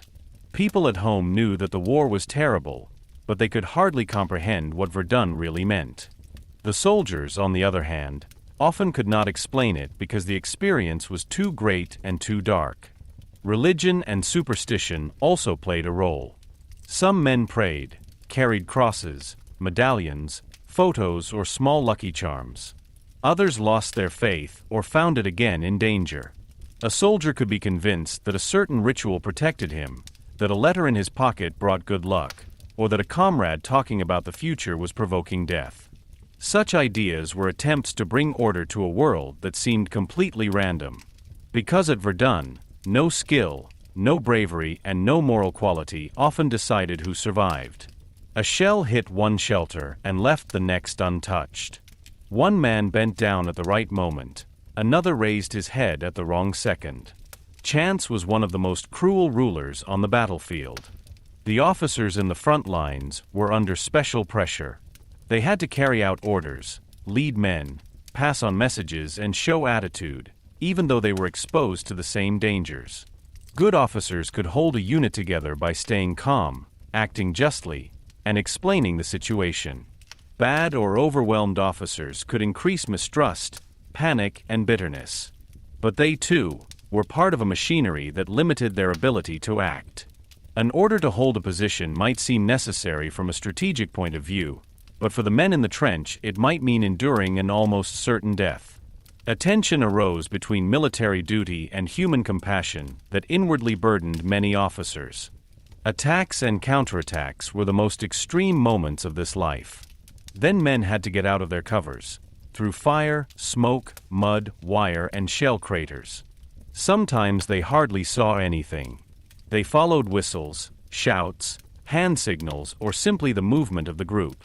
Machine guns rattled, grenades struck, people fell, others ran on, because standing still could be just as deadly. Those who reached an enemy position often fought at close range with hand grenades, bayonets, spades, or bare hands. The idea of a clean, orderly battle was completely shattered at such moments. It was about seconds, about instinct, about fear, about survival. After such struggles, there was rarely a feeling of victory. Even when a position was taken, it was usually destroyed, full of dead and immediately exposed to return fire. The men had to dig in, care for the wounded, collect ammunition, and wait for the counterattack. Gaining territory did not mean security, but new danger. A few meters of soil could cost dozens or hundreds of lives and be lost again the next day. This experience created a deep bitterness. Many soldiers began to feel that the great goals of the war were disproportionate to what they saw every day. But this recognition did not automatically lead to liberation. The military order, the pressure of comradeship, the fear of punishment, the sense of duty, and the hope for an end kept the men in the battle. Living and dying in the trenches of Verdun therefore meant having to remain human in a state of constant dehumanization. The soldiers were reduced to their bodies by artillery, orders, hunger, mud, and fear, and yet many small gestures retained a form of dignity. A shared sip of water, a cigarette, a joke at the wrong moment, a letter, a hand on the shoulder of a wounded man, a glance at a comrade who saw the same horror. Such moments were small, but they were important. They showed that even in a battle like Verdun, man did not completely disappear into the war machine. This is precisely why Verdun is so harrowing to this day. The battle was not just a sum of losses, data, and operations. It consisted of countless individual lives, of faces, voices, hopes, and fears. Each soldier brought his own story to the front. Some came from villages, others from cities, some were farmers, workers, students, craftsmen, fathers, or barely grown young men. In the trenches, they all became part of the same experience: waiting, hoping, fearing, fighting, surviving, or dying. Verdun turned people into soldiers and soldiers into numbers in casualty lists. But behind every number was a person whose world could end in a shell crater, a shelter, or a shot-up forest. Life in the trenches of Verdun was therefore the real core of the battle. This showed what military decisions meant when they reached the ground. An order from a headquarters turned into a night without water. A strategic idea turned into an attack through mud and fire. A national slogan became a man waiting trembling in a dugout. If you want to understand Verdun, you must not only ask which side won which position. He has to ask what it meant to be there. Because the battle was not suffered by symbols, but by people. And it is precisely in their suffering that the deepest truth of Verdun lies. 11. Height 304 and Dead Man. If Verdun as a whole stands for the senselessness and cruelty of trench warfare, then Hill 304 and the Dead Man are among the places where this truth became particularly clear. These two names sound almost like gloomy symbols from another world today, but in the spring and summer of 1916 they were very concrete, bloody, and contested points on the map west of the Meuse. There, on heights, slopes, ridges, and destroyed positions, German and French soldiers fought for terrain that often changed only a few meters and yet cost countless lives. Here it became clear that Verdun did not only consist of the famous forts Douaumont and Vaux. Verdun was also a struggle for observation, artillery positions, mountain ranges, and the possession of terrain that might seem inconspicuous at first glance, but became crucial for the battle. At the beginning of the German offensive, the focus was initially on the right bank of the Meuse, i.e. east and northeast of Verdun. There the Germans had taken Fort Douaumont and severely shook the French defenses. But soon a problem became apparent that the German leadership could not ignore. The French artillery on the left bank of the Meuse threatened the German attackers on the other side of the river. From the heights west of the Meuse, French observers could see German movements and direct artillery fire. As long as these heights remained in French hands, German troops in the area east of the Meuse were constantly endangered. Therefore, the battle expanded. What had begun as an attack on Verdun now also became a bitter struggle for the western heights. The Dead Man, called Mortam in French, and Hill 304 thus became key positions. It wasn't about having magnificent cities, rich supplies, or grand roads. It was about visibility, fire control, and control. Those who held the heights could observe the surrounding terrain. Those who could observe could use artillery effectively. And those who could use artillery effectively often decided on life and death in Verdun. The modern battle was decided not only by the possession of places, but by the ability to see, shoot at the enemy, and disrupt his movements. A hill could be more valuable than a village because it opened up the view of paths, ditches, and battery positions. This is precisely why these heights became death zones. The Germans had to attack them to reduce the French artillery threat. The French had to hold them because the loss of these positions would have further weakened Verdun's defenses. This created a new spiral of violence. Each side saw a necessity in these terrain points. Neither side could give in easily. The names Hohe 304 and Toterman were soon associated with a harshness that stood out even in the context of Verdun. Soldiers who were sent there often knew that they were going into a room where the ground was already plowed by shells and where survival depended more on chance than on personal experience. The fighting west of the Meuse had a special brutality because it was waged by both sides with massive artillery. Before infantry attacked, the heights were taken under fire. Grenades hit slopes, ridges, ditches, and shelters. The floor was torn up again and again. Entire positions disappeared under impacts, were then hastily restored and shortly afterwards destroyed again. At altitude 304, the fire even changed the shape of the terrain. The hill was so badly eroded and furrowed by the shelling that the name itself seemed almost spooky. What appeared to be a clear height on maps became in reality a torn surface of funnels, mud, smoke, and corpses. For the soldiers, fighting there could hardly be understood as an ordinary battle. Those who lay in a ditch often could not see what was happening a few meters away. Smoke and dust obscured the view. The noise made orders unintelligible. Telephone lines were constantly destroyed. Detectors that were supposed to bring messages had to walk through open or half-destroyed zones and were often killed. Units lost contact with their neighbors. Sometimes soldiers did not know whether their own troops were still on the right or left, or whether the enemy was already nearby. The front was no longer a clean line, but a confusing network of funnels, remnants, small groups, and individual men clinging somewhere. The dead man did not only get its terrible name through the First World War, but during the Battle of Verdun it became a place that lived up to its name in a frightening way. The ridge was located west of the Meuse and became the scene of repeated German attacks and French resistance in the spring of 1916. The Germans tried to take the position in order to improve their situation in front of Verdun and to limit French fire observation. The French defended it with extreme tenacity, because they knew what a loss could mean. Every attack brought new victims, every counterattack more. Sometimes a piece of slope was won, then lost again. Sometimes attackers and defenders were so close to each other that hand grenades, bayonets, and short bursts of fire became decisive. Height 304 was also contested. Its importance lay mainly in its location and its relationship to other heights and valleys west of the Meuse. Whoever held it could influence the space and enable artillery observation. Therefore, it became a target of constant shelling. The French defenders were under pressure there that is hard to imagine. They had to hold out in destroyed positions while heavy shells fell, dugouts collapsed, and supplies only came forward at great risk.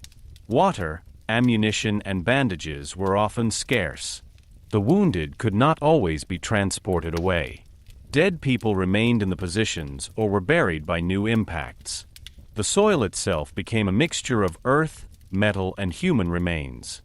On the German side, the situation was no less cruel. The attackers had to move through an area dominated by French fire. They climbed slopes, crawled through craters, sought cover in destroyed trenches, and were met by machine guns, artillery, and hand grenades. Even if they reached a position, success was uncertain. The captured position was immediately under return fire. Often it had to be hastily secured while the men were exhausted, thirsty, and disoriented. Reinforcements did not always come in time. The supply via shot-up paths was difficult. A gain in territory could turn into a trap within hours. The battles for Hill 304 and the Dead Man show particularly clearly how much Verdun was a war of small spaces. At the strategic level, generals spoke of front sections, mountain ranges, and attack targets. At the level of the soldiers, it was about a ditch bend, a funnel, a shelter, a few meters of slope, or a line of wire scraps. The difference between life and death could depend on whether a funnel was deep enough, whether a machine gun still worked, whether a grenade hit a few meters further to the left, or whether a detector came through with a message. Great history here consisted of the smallest, terribly concrete situations. The terrain was not only a backdrop, but an active part of the battle. The heights forced the soldiers to move that made them vulnerable. Slopes offered visibility, but also attack surfaces. Valleys could provide protection, but also collect artillery fire. Forests that had once promised cover were turned into dangerous zones full of splinters and fallen trunks due to shelling. Shell craters could provide shelter, but they could also become waterholes where the wounded drowned or exhausted men got stuck. The war changed the terrain, and the changed terrain in turn determined the war. Why did both sides hold on to these battles even though the losses were so high? The answer lies in the logic of Verdun. Each ridge had military value, but it gained additional symbolic significance once blood had been shed for it. If a position had cost many victims, its loss became more difficult to bear. Then it was no longer just a matter of whether a hill on the map was important. It was also a question of whether the fallen had died in vain. This way of thinking was humanly understandable and dangerous at the same time. It made it increasingly difficult to decide soberly whether an attack or a defense still made sense. The victims of the past became the means of pressure of the present. Propaganda also reinforced this dynamic. At home, people were supposed to believe that the victims had a purpose. The soldiers should feel that their endurance was part of a larger battle. Names such as Toterman or Hohe 304 could become symbols of resistance, bravery, and perseverance in reports. But for the men on the ground, the reality was less heroic. It consisted of thirst, splinters, fear, the smell of corpses, disorientation, and the constant attempt to survive the next few minutes. There was a deep abyss between the language of the homeland and the experience of the front. It was particularly tragic that the fighting west of the Meuse further undermined the basic idea of the German strategy. Falkenhayn had hoped to bleed France dry at Verdun. But the expansion of the fighting to Hill 304 and the dead man forced Germany to make ever new efforts. The attacks cost German troops enormous losses. The French defenses were badly hit, but they did not collapse. Instead of one-sided wear and tear, there was a mutual struggle in which both sides were weakened. The Germans were able to achieve successes, but they had to pay for them with blood and hold against French counterattacks. The French lost many men, but they kept the battle open and saved Verdun from falling. The moral burden of these struggles was immeasurable. Soldiers had to endure the fact that they were fighting for terrain that seemed to have little value after the shelling. A hill without trees, without houses, without clear paths, and without visible life nevertheless became a target, because its location was militarily important and its importance had grown through sacrifices. This tension between objective destruction and military necessity shaped Verdun as a whole. They fought for a landscape that was destroyed by the struggle itself. Heights were defended, whose natural form disappeared. Ground was conquered that was hardly passable. The war devoured the goal for which it was fought. For many survivors, Hill 304 and the dead man became places of remembrance of horror. Not every soldier was able to explain exactly why a particular section had been so important. But he remembered the shelling, the comrades, the smells, the thirst, the waiting, and the fear. The great military contexts often receded into the memory behind individual images: a buried dugout, a wounded man in a funnel, an officer who gave orders in the fire, a comrade who had just spoken and suddenly disappeared. Thus, history was not preserved in the memory of the frontline soldiers as a clear line, but as a result of splinters. Height 304 and the dead man therefore stand for the core of Verdun. They show that this battle was not only marked by spectacular events such as the fall of Fort Douaumont, but also by endless, grueling battles for individual terrain points. They show how military necessity, symbolic pressure, and human suffering were intertwined. And they show how the First World War turned hills, forests, and villages into places whose names remained forever associated with death. In the end, these heights were no longer ordinary landscapes. They were reshaped by grenades, soaked in blood, and charged by memory. Those who fought there experienced Verdun in its crudest form, as a battle for observation and ground, as a duel of artillery, as a test of nerves, as a place where a few meters of terrain could receive a prize that exceeded any human measure. Hill 304 and the dead man made visible what Verdun meant. Not the big breakthrough, not the quick victory, not the clear decision, but the slow, terrible struggle for destroyed Earth, in which both sides lost more and more and yet could not stop. 12. Fort Vaux and the fight to the last drop of water. Fort Vaux is one of those sites of the Battle of Verdun where the cruelty of modern war was condensed into an almost unbearably narrow space. While Fort Douaumont became a symbol above all because of its surprising fall, Fort Vaux stands for another part of the Verdun experience, for being trapped, thirsty, dark, smoke, heat, exhaustion, and a resistance that was led step by step to the limit of the human. The battle for this fort was not only a battle for concrete, steel, and underground passages. It became a test of will, nerves, and physical endurance. Fort Vaux showed that Verdun took place not only outside in the ruined forests and shell craters, but also inside narrow walls, where men held out without sufficient water, air, and hope. Fort Vaux was located east of Verdun and was part of the fortification belt that was supposed to protect the city. It was smaller than Douaumont, but its location was significant. Whoever controlled Fort Vaux gained an important point in the defensive system and was able to put pressure on the French lines to the east of Verdun. For the Germans, the fort was a logical target after the first successes of the offensive. Douaumont was already in their hands, but Verdun had not fallen. The French defense had stabilized, Pétain had organized supplies and rotation, and the Voie Sacrée kept supplies alive. Therefore, the German leadership tried to increase the pressure by further attacks on important positions. Fort Vaux thus became one of the next major focal points of the battle. The fort was also of enormous importance to the French. After the loss of Douaumont, Vaux could not simply be abandoned. Any further loss in the fortress belt would have strengthened the German advance morally and militarily. At the same time, Fort Vaux was a symbol that France had learned from the initial crisis and was prepared to defend Verdun at all costs. The men who were deployed there knew that they were not just holding a position, but a name that would soon become known throughout the country. But this fame, which was later associated with the fort, was hardly noticeable to the defenders in the decisive days. For them, reality consisted of concrete, smoke, darkness, noise, wounded, grenades, and the agonizing question of how long they could hold out. The German attack on Fort Vaux was prepared with heavy artillery fire. As everywhere at Verdun, the artillery was supposed to break the resistance before the infantry finally advanced.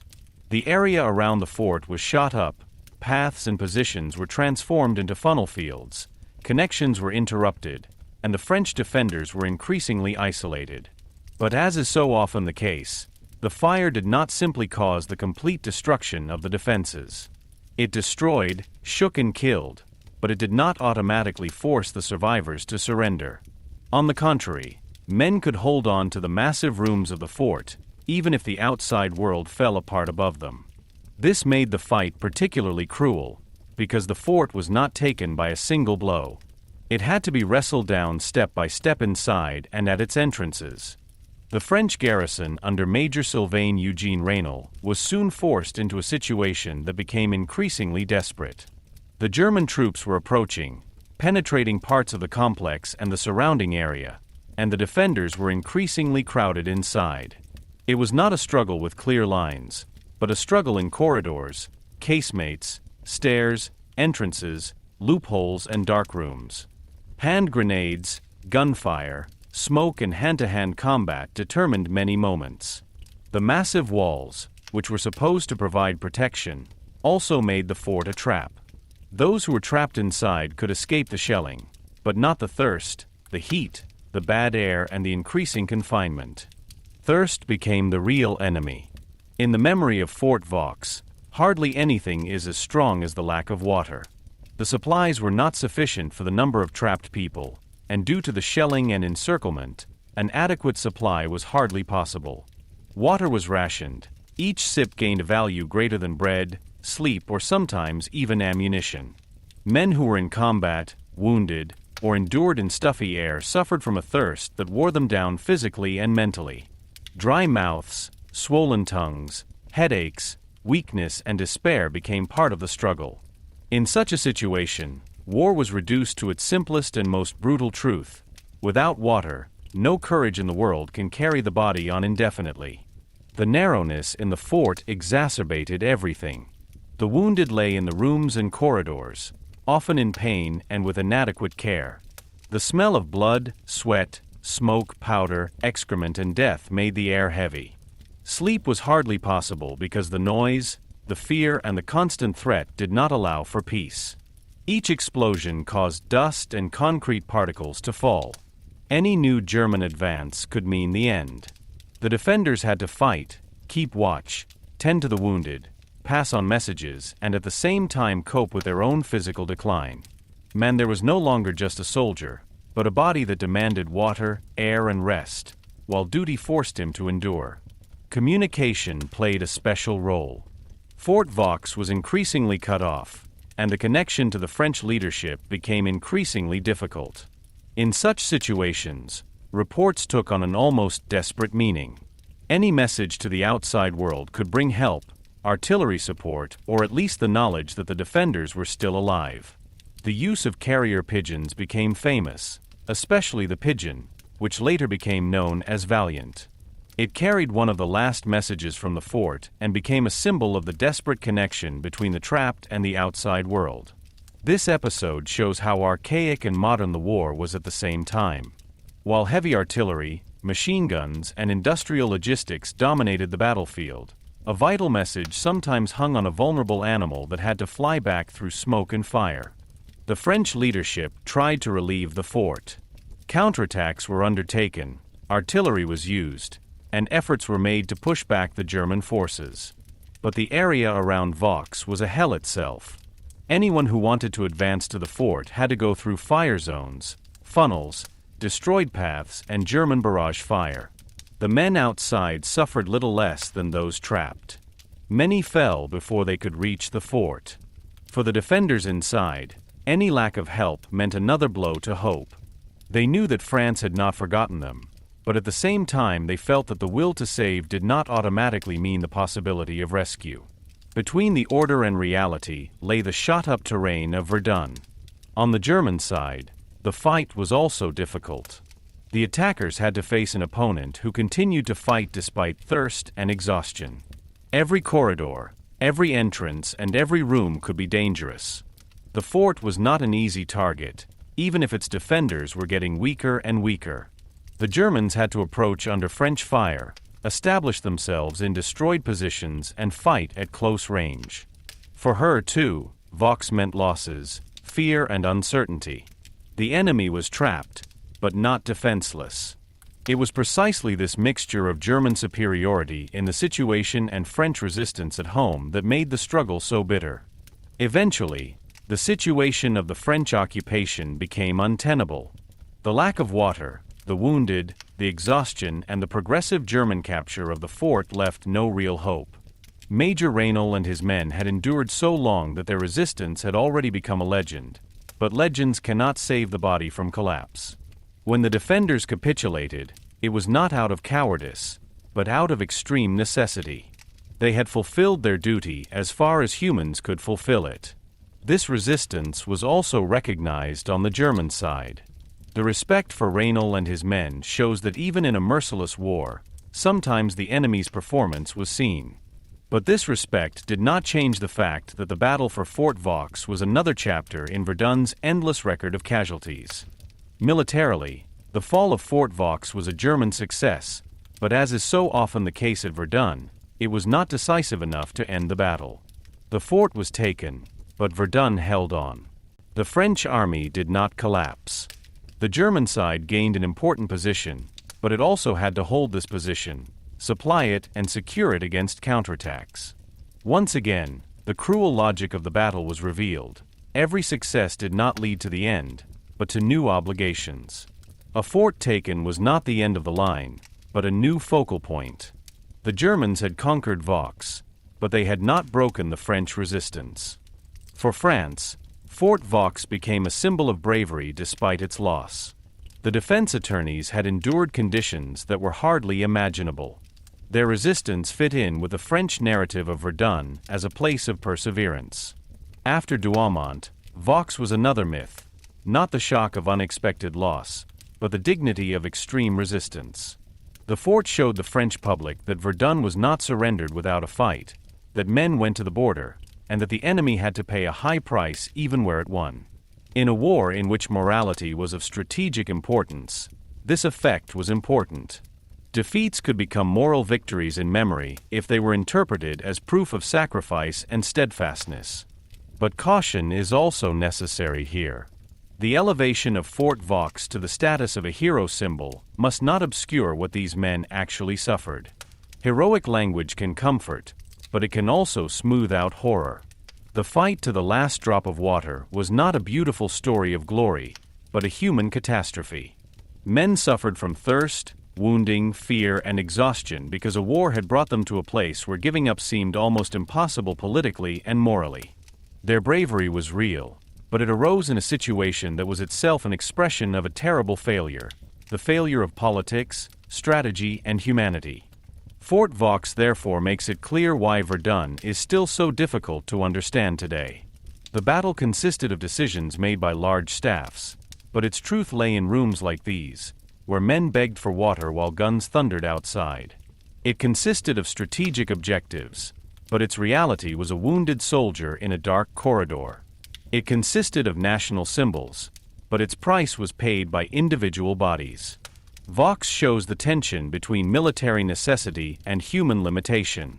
One can explain why the fort was important. One can understand why it should be kept. But you can hardly justify what people had to endure there. Fort Vaux thus became one of the most haunting sights of the Battle of Verdun. His fall was a German success, his resistance a French myth, his inner self a place of suffering. In the dark corridors of the fort, the whole logic of this battle was condensed. Hold even though the situation is desperate, attack even though the profit remains limited, because previous victims make quitting seem impossible. Fort Vaux was fought over not only with grenades and rifles, but with thirst, willpower, and desperation. And it is precisely for this reason that his name remains associated to this day with a question that goes beyond Verdun. How far can a war drive people before bravery no longer means glory, but accusation? 13. Verdun and the Somme. While men, material, and nerves had been consumed at Verdun since February 1916 to an almost unimaginable extent, a second massive battle was already being prepared further west. At the Somme, the British and French planned a major offensive, which was originally intended to break up the German Western Front, take pressure off the French, and regain the initiative of the Entente. But when the German guns began firing at Verdun, the meaning of this planned offensive changed fundamentally. The Somme was no longer thought of as an attack in its own right, but increasingly also as a relief for Verdun. Two battles that were separated from each other on the map were strategically connected. Verdun and the Somme soon stood for the same war, for the same logic of attrition, and for the same attempt to force a decision by enormous sacrifices. By the beginning of 1916, the Entente was already determined to carry out major joint offensives. France, Great Britain, and Russia wanted to put pressure on Germany and its allies on several fronts at the same time. The idea behind it was simple and at the same time typical of the military situation of the First World War. If the Central Powers were forced to react everywhere at the same time, they would no longer be able to move their reserves freely. Maybe at some point the front would break. The Somme offensive was part of this larger plan. Great Britain in particular was to play an important role there, because the British Army had grown strongly since 1914. The small professional army with which Great Britain had entered the war had become a mass army that was now to show that it could play a decisive role on the Western Front. But Verdun changed everything. When Germany attacked in February 1916, France was forced to throw enormous forces into Verdun. The French army, which was supposed to play a major role in the Somme offensive, was heavily burdened by the Battle of the Meuse.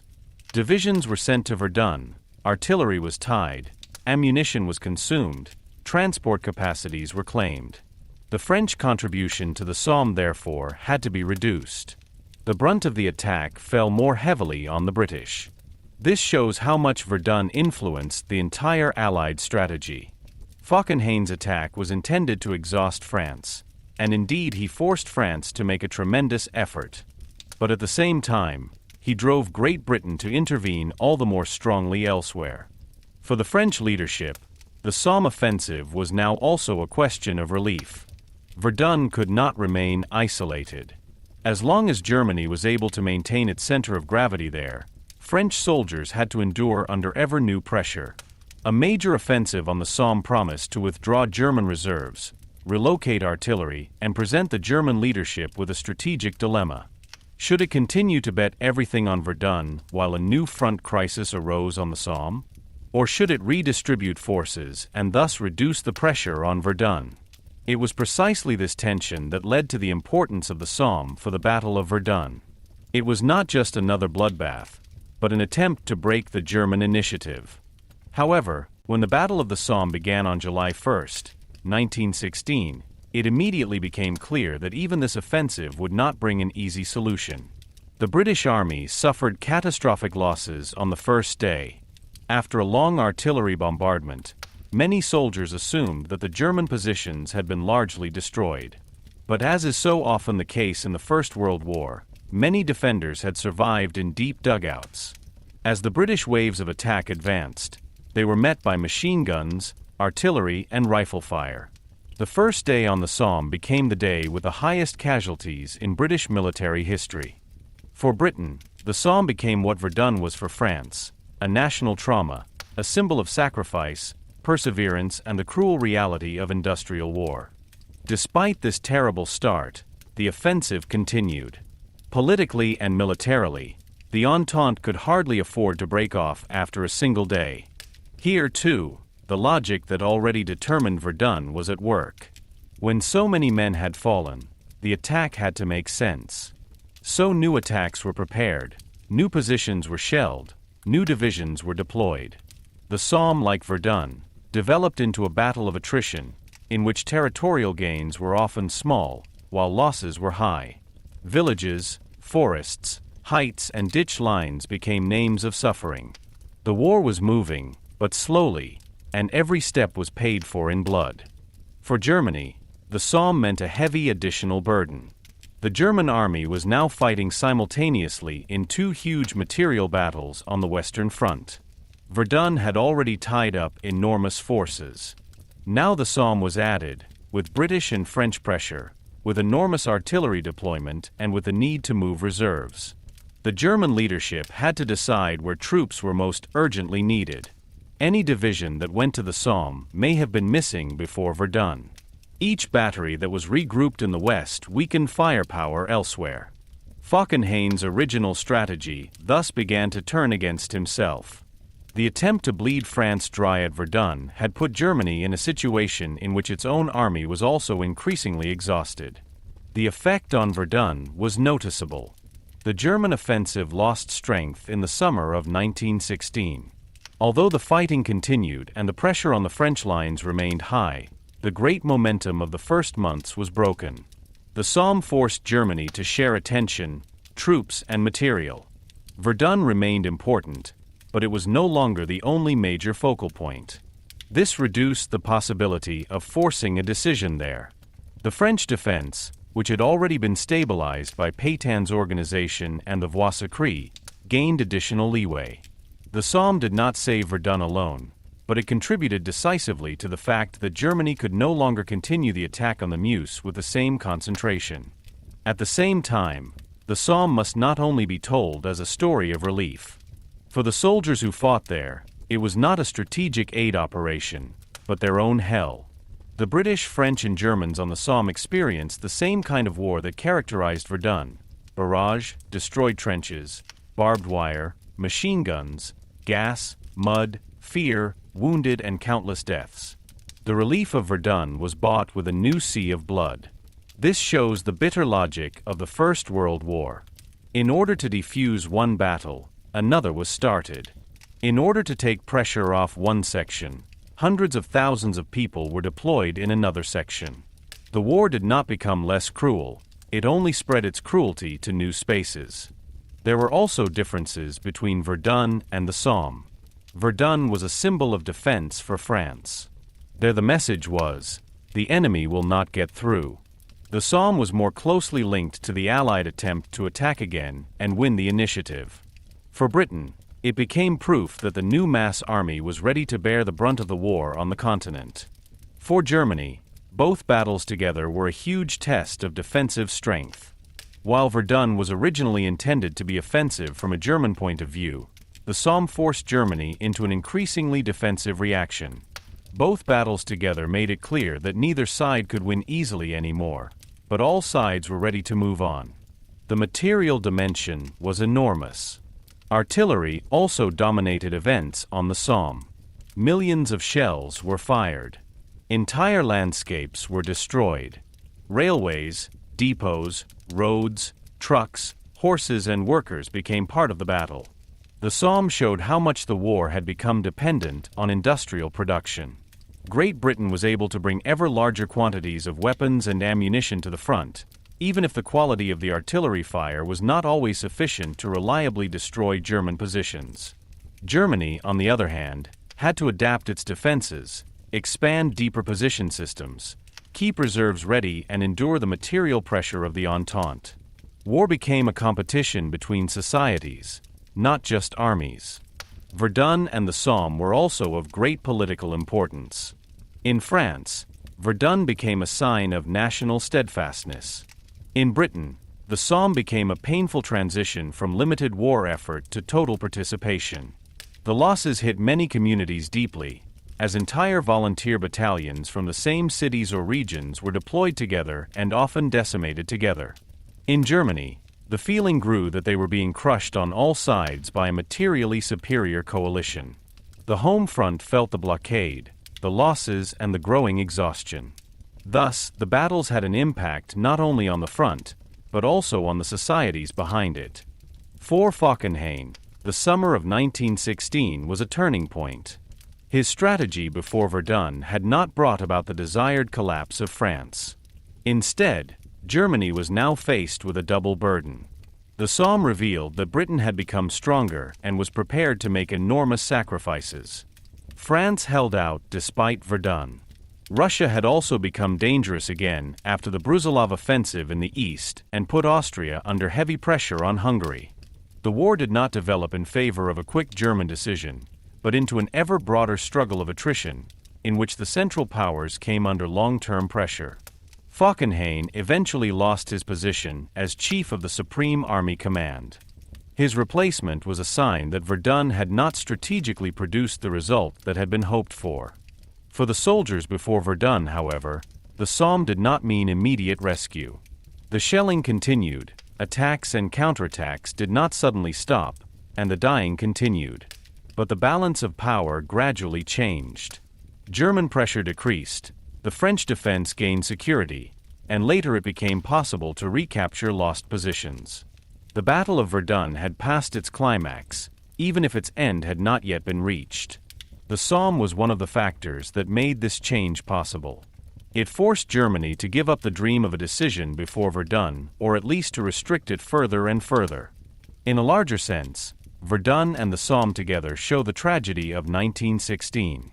Both sides had learned from the experience of trench warfare, but not enough to stop the killing. They had learned to use more artillery, build better logistics, prepare attacks more carefully, rotate reserves, and mobilize industrial resources. But all this learning did not initially lead to fewer casualties, but to even greater battles. The armies became more professional in waging material warfare, but this was precisely what made the war more comprehensive and destructive. Verdun and the Somme were not relapses into military irrationality, but products of a frighteningly rational logic of war that calculated human lives as the price of strategic goals. The link between Verdun and the Somme also makes it clear that battles must not be understood in isolation. Verdun was not only a Franco-German struggle on the Meuse. The Somme was not only a British-French offensive in northern France. Both events influenced each other, shifted forces, changed political expectations, and shaped the morale of the nations involved. What happened on one section of the front had an effect on other sectors. The First World War was a coherent system of fronts, alliances, supply routes, industries, and public opinions. Verdun and the Somme were two nodes in this system. By the end of 1916, neither side was definitively defeated by these battles, but all were more severely wounded. France had held Verdun, but at a terrible price. Britain had shown on the Somme that it had become a great land power, but it had traumatized an entire generation in the process. Germany had proven that its army still had formidable defensive power, but it had felt the limits of its resilience. The great battles had not brought a clear decision, but had deepened the exhaustion. They had not ended the war, but had shown how far Europe was willing to destroy itself without finding its way back. Verdun and the Somme therefore belong together. They are two faces of the same year, two names for the same historical abyss. Verdun was the place where France had to stand firm. The Somme was the place where Britain and France tried to put pressure back on Germany. Both battles show how strategy, alliance politics, national morality, and industrial violence intertwined. And both remind us that in the First World War itself, relief was often only achieved through new suffering. The pressure on Verdun eased, not because humanity had triumphed, but because a new machinery of dying had been set in motion on the Somme. This is precisely the bitter truth of the year 1916. One hell was not extinguished, but superimposed by a second one. 14. The French counteroffensive. In the autumn of 1916, the Battle of Verdun had changed. The massive German attack, which had begun in February with the aim of wearing down France in a symbolic place and perhaps causing it to collapse, had lost its original power. The first months had been marked by German advances, severe French crises, and the shock of the fall of Fort Douaumont. But Verdun had not fallen. The French army had stabilized. The supply via the Voie Sacrée had worked. The troops had been relieved again and again, and the German pressure had been weakened by the Battle of the Somme and the growing exhaustion of their own forces. A German offensive had slowly turned into a struggle in which France was no longer just holding out, but was able to reclaim the lost ground. This change had not come suddenly.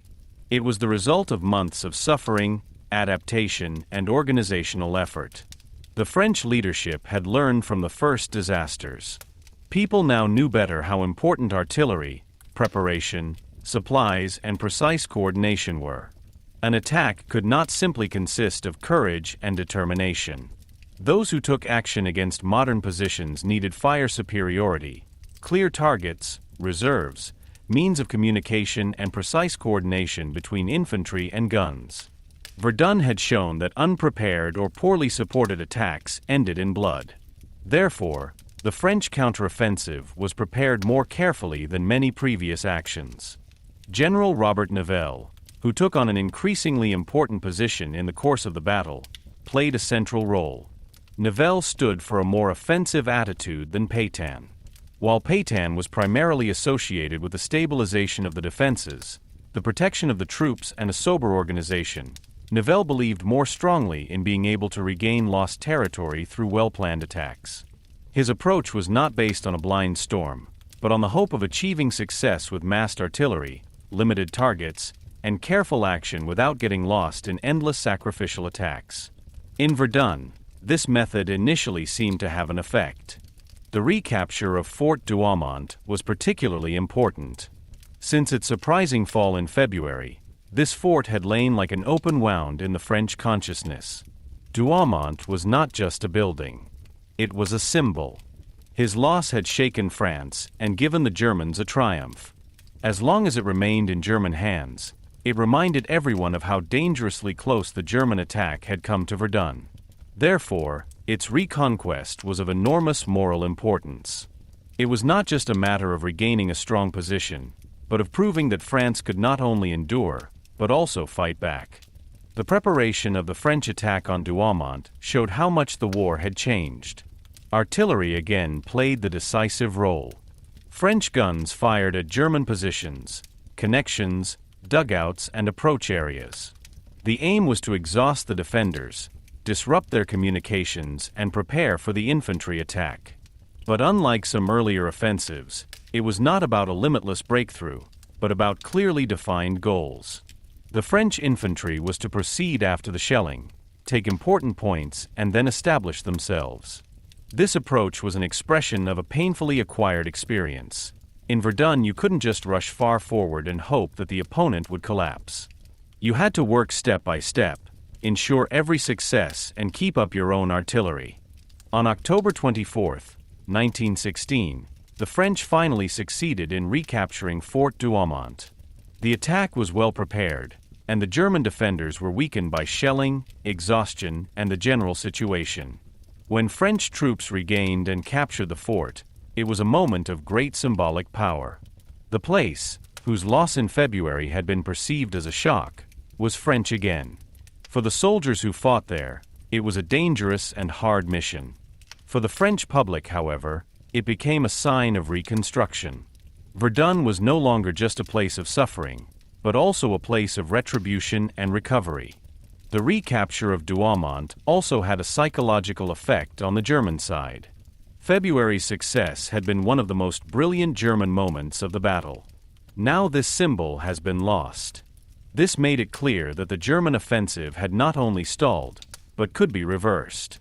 The sacrifices that Germany had made for Verdun seemed even heavier as a result. When even important profits were lost again, the question became increasingly urgent as to what the months of effort had actually achieved. For the German soldiers on the ground, however, this did not mean the end of the fighting. They had to continue to hold positions, cover retreats, endure under fire, and experience how the pressure was now directed against them. After Douaumont, the French gaze was also directed at Fort Vaux. This fort had to capitulate in June after desperate resistance and under unbearable lack of water. His name had become a symbol of extreme perseverance in France. Major Raynal's men had shown how far soldiers could go before the body itself set the limit. When the German situation deteriorated in the autumn, Vaux was also threatened again. The Germans evacuated the fort at the beginning of November 1916, and it fell into French hands again. France thus regained another important symbol. Douaumont and Vaux, the two names so closely associated with shock, suffering, and the German threat, were now back on the French side. However, these successes did not mean that Verdun suddenly became an easy victory.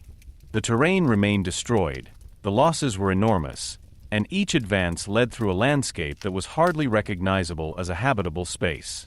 Forts, villages, forests, and paths were marked by months of shelling.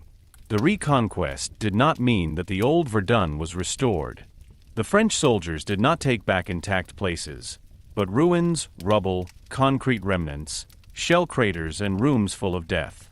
The military success stood in a shattering contrast to the reality of the soil. They regained what the war had already destroyed.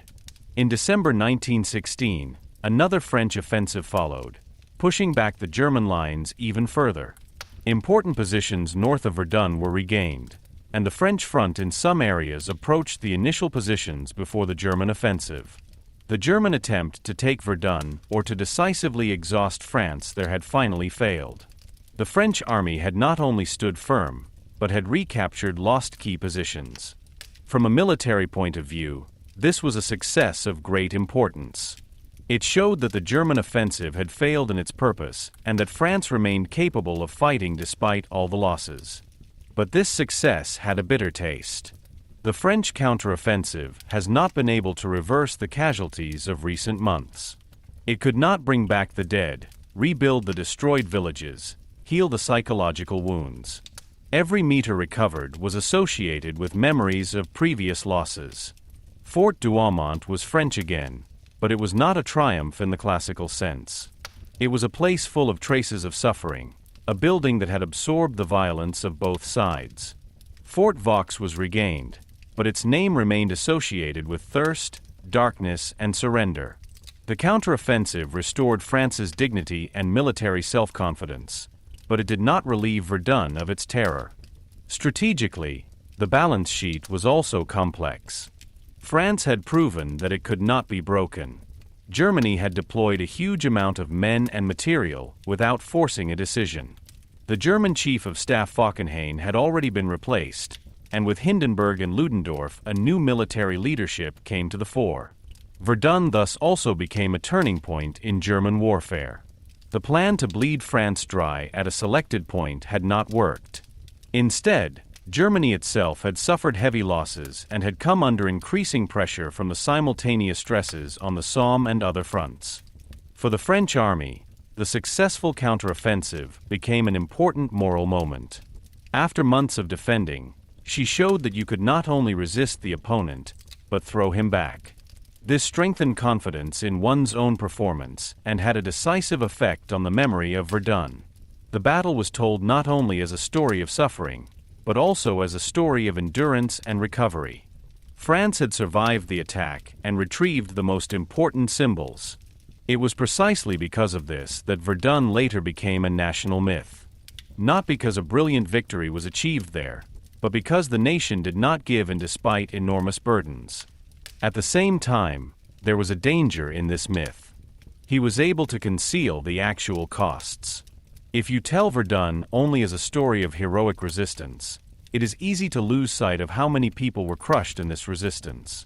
The counteroffensive was militarily successful, but it was at the end of a battle that shaped an entire generation. Many soldiers had learned that modern warfare itself distorts victory. Those who recaptured a place often found only rubble. Whoever threw back an enemy had lost comrades.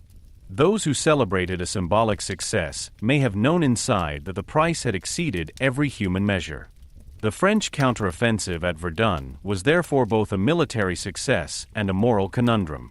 It proved that organization, artillery, leadership, and perseverance could turn around a seemingly lost situation. It showed that the German attack was not irresistible. It gave Douaumont and Vaux back to France and took away the glory of its early successes. But it also showed that even in the First World War, successful operations took place in a destroyed world. The victory was not to bring back life and order, but to repossess ruins. By the end of 1916, Verdun had not fallen. That was the decisive fact. Germany had not broken France there. The French counteroffensive had brought the battle to a conclusion that could be seen as proof of national steadfastness for France. But this agreement was not the end of the war. The Western Front remained. The killing continued. Other battles followed, other plans, other sacrifices. Verdun was held, but Europe remained trapped in the war. This is precisely why the counteroffensive is such an important part of Verdun's history. It shows that this battle consisted not only of German attack and French suffering, but also of adaptation, resistance, and recovery. It makes it clear that France did not collapse after the darkest moments. But at the same time, it forces us to ask what a victory means when it is achieved in a landscape that is hardly alive anymore. The reconquest of Douaumont and Vaux gave France back its symbols. But the earth of Verdun remained torn by shells, riddled with the dead and burdened by memories. So the battle did not end with redemption, but with a bitter realization. Verdun could be regained, but it was not possible to regain what Verdun had taken from the people. 15. Legacy of Verdun. When the Battle of Verdun slowly ended at the end of 1916, the place was no longer the same as at the beginning of the year. What had begun in February as a German attack on a fortified city had become one of the longest, toughest, and most symbolic material battles of the First World War. In the end, despite months of fighting, the front had changed only to a limited extent. Many of Germany's most important gains had been lost due to French counteroffensives. Verdun had not fallen. France had stood firm. But if you only looked at the map, you could hardly understand what this battle meant. Because Verdun had not become important because of major shifts in terrain, but because of what was sacrificed there. People, landscapes, certainties, and moral boundaries had been destroyed on a scale that far exceeded military use. Verdun became a name that immediately evoked images: shell craters, shot forests, vanished villages, forts full of smoke and darkness, soldiers with blank stares, columns on the Voie Sacrée, wounded in the mud, dead in no man's land. The battle had shown how modern war worked when industrial power and national perseverance collide. Millions of grenades had been fired. Entire swathes of land were so heavily plowed that nature itself seemed wounded. Villages such as Fleury, Douaumont, or Vaux became names of an extinct world. After the war, some places existed only as memories, as a legal community without living inhabitants, as a sign that war not only kills people, but can also destroy homeland. For France, Verdun became a national myth of resistance. The city had been held, and this fact took on an enormous symbolic power. In French memory, Verdun stood for steadfastness, sacrifice, and a refusal to give in to the German attack. The slogan that the enemy would not get through became the core of a narrative in which Verdun was not simply a battle, but a test of the nation. Almost every part of the French army was connected to Verdun at some point in the course of the fighting, because the rotation system brought so many units to the Meuse. This made Verdun a shared experience. It did not belong only to individual divisions or regions, but became a collective trauma and at the same time a symbol of national unity. But there were two sides to this myth. He was able to give comfort because he gave meaning to the victims. He was able to tell the relatives that their sons, brothers, fathers, and husbands had not died in vain, but for the survival of France. He could help a wounded society to place the enormous losses in a narrative of dignity and resistance. But he could also become dangerous if he glorified suffering. Because Verdun was not only heroism. Verdun was also fear, thirst, despair, error, stubbornness, and the cruel logic of a war in which political and military leaders were willing to sacrifice people en masse because retreating or admitting failure seemed impossible. Anyone who tells Verdun only as a story of glory takes away part of the truth from the dead. In Germany, Verdun was also deeply remembered, but in a different way. For many German soldiers, Verdun was a place of tremendous effort, great initial successes, and ultimately bitter disappointment. Fort Douaumont had fallen. Fort Vaux had been taken. German troops had fought their way deep into the fortress belt. But the decisive success failed to materialize. France did not collapse. Verdun was not conquered. The losses were enormous, and the battle contributed to further exhausting the German army. In German memory, Verdun could therefore appear as a symbol of a bloody but unsuccessful effort. It was a place where soldiers fought valiantly, but were trapped in a strategy that failed to achieve its goal. The legacy of Verdun, therefore, also lies in the question of responsibility. Who decided that this fight had to be fought? Who held on to it when it became clear that the price was getting higher and higher? Who turned military targets into symbols to which human lives were subordinated? Such questions are not easy to answer, because the First World War was a system of alliances, fears, national sense of honor, military thinking, propaganda, and political pressure. But Verdun in particular makes visible how dangerous it is when a war develops its own momentum. The longer the battle lasted, the harder it became to end it. Every dead person became an argument to continue fighting. Every meter lost had to be regained. Every point conquered had to be held. Every sacrifice had to be justified retrospectively. This created a moral trap from which both sides could hardly find their way out. After the war, Verdun became a place of remembrance. Cemeteries, monuments, ossuaries, and preserved ruins made the landscape itself a memorial. The Douaumont ossuary in particular stands for the incredible number of dead, many of whom could no longer be identified. There are remains of soldiers whose names were lost, but whose bodies became part of the earth of Verdun. This anonymity is one of the most harrowing aspects of the battle. The modern state could mobilize, equip, and send millions of men into battle, but in the end it could not even bury many of them individually. The person for whom the fight was supposedly fought disappeared into mass graves, bone chambers, and lists of casualties. The landscape around Verdun did not simply return to normal after 1918. Large areas were dangerous due to grenades, unexploded ordnance, toxins, and human remains. Some areas became restricted zones because it was impossible to return to their former lives.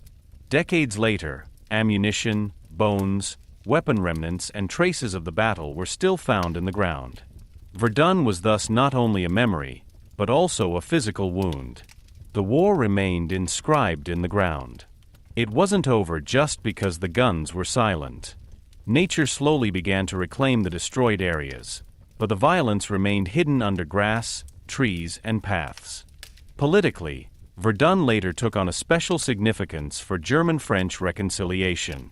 Of all places, a place where Germans and French had fought each other so bitterly became a symbol of rapprochement in the 20th century.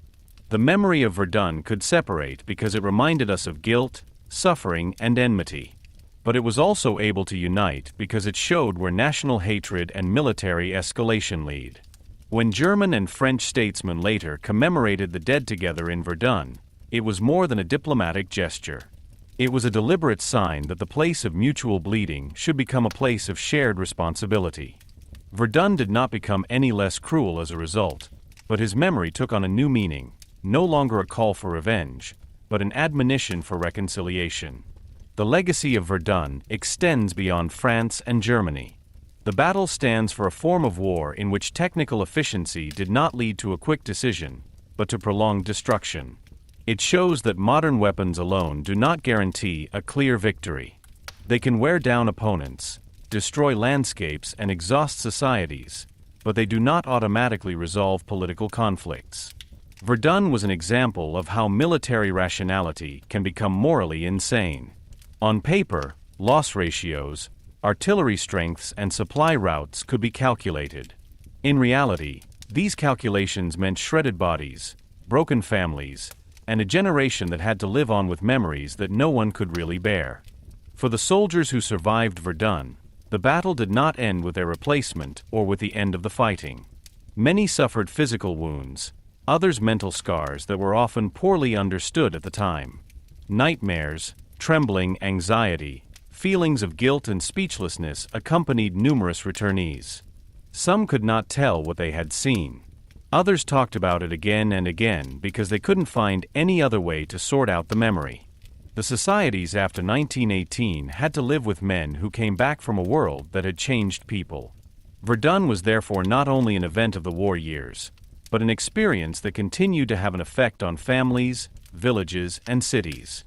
Verdun remains an issue for later generations as well. How could a highly developed European civilization produce such a struggle? How could states that saw themselves as carriers of culture, reason, and progress turn a landscape into a death zone for months? How could people go on for so long, even though the benefits were becoming more and more questionable? Verdun forces us not to automatically equate progress with humanity. The same modernity that produced railways, chemistry, industry, and organization also made mass industrial warfare possible. Verdun is therefore not only a thing of the past.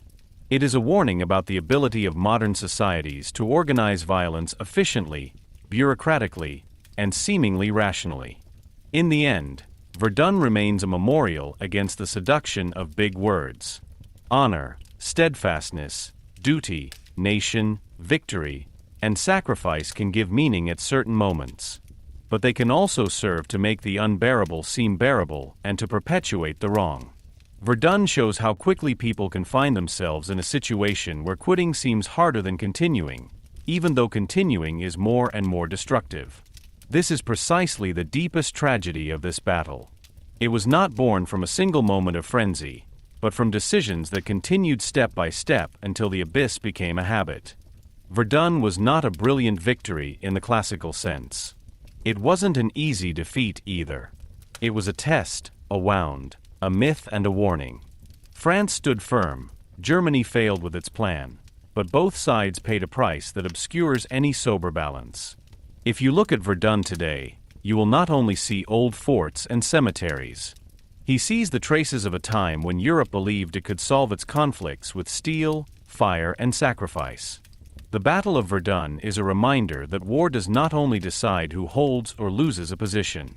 War also decides what becomes of people when they are forced to endure inhumane things for too long. So Verdun remains a difficult name to this day. A name that must not be glorified.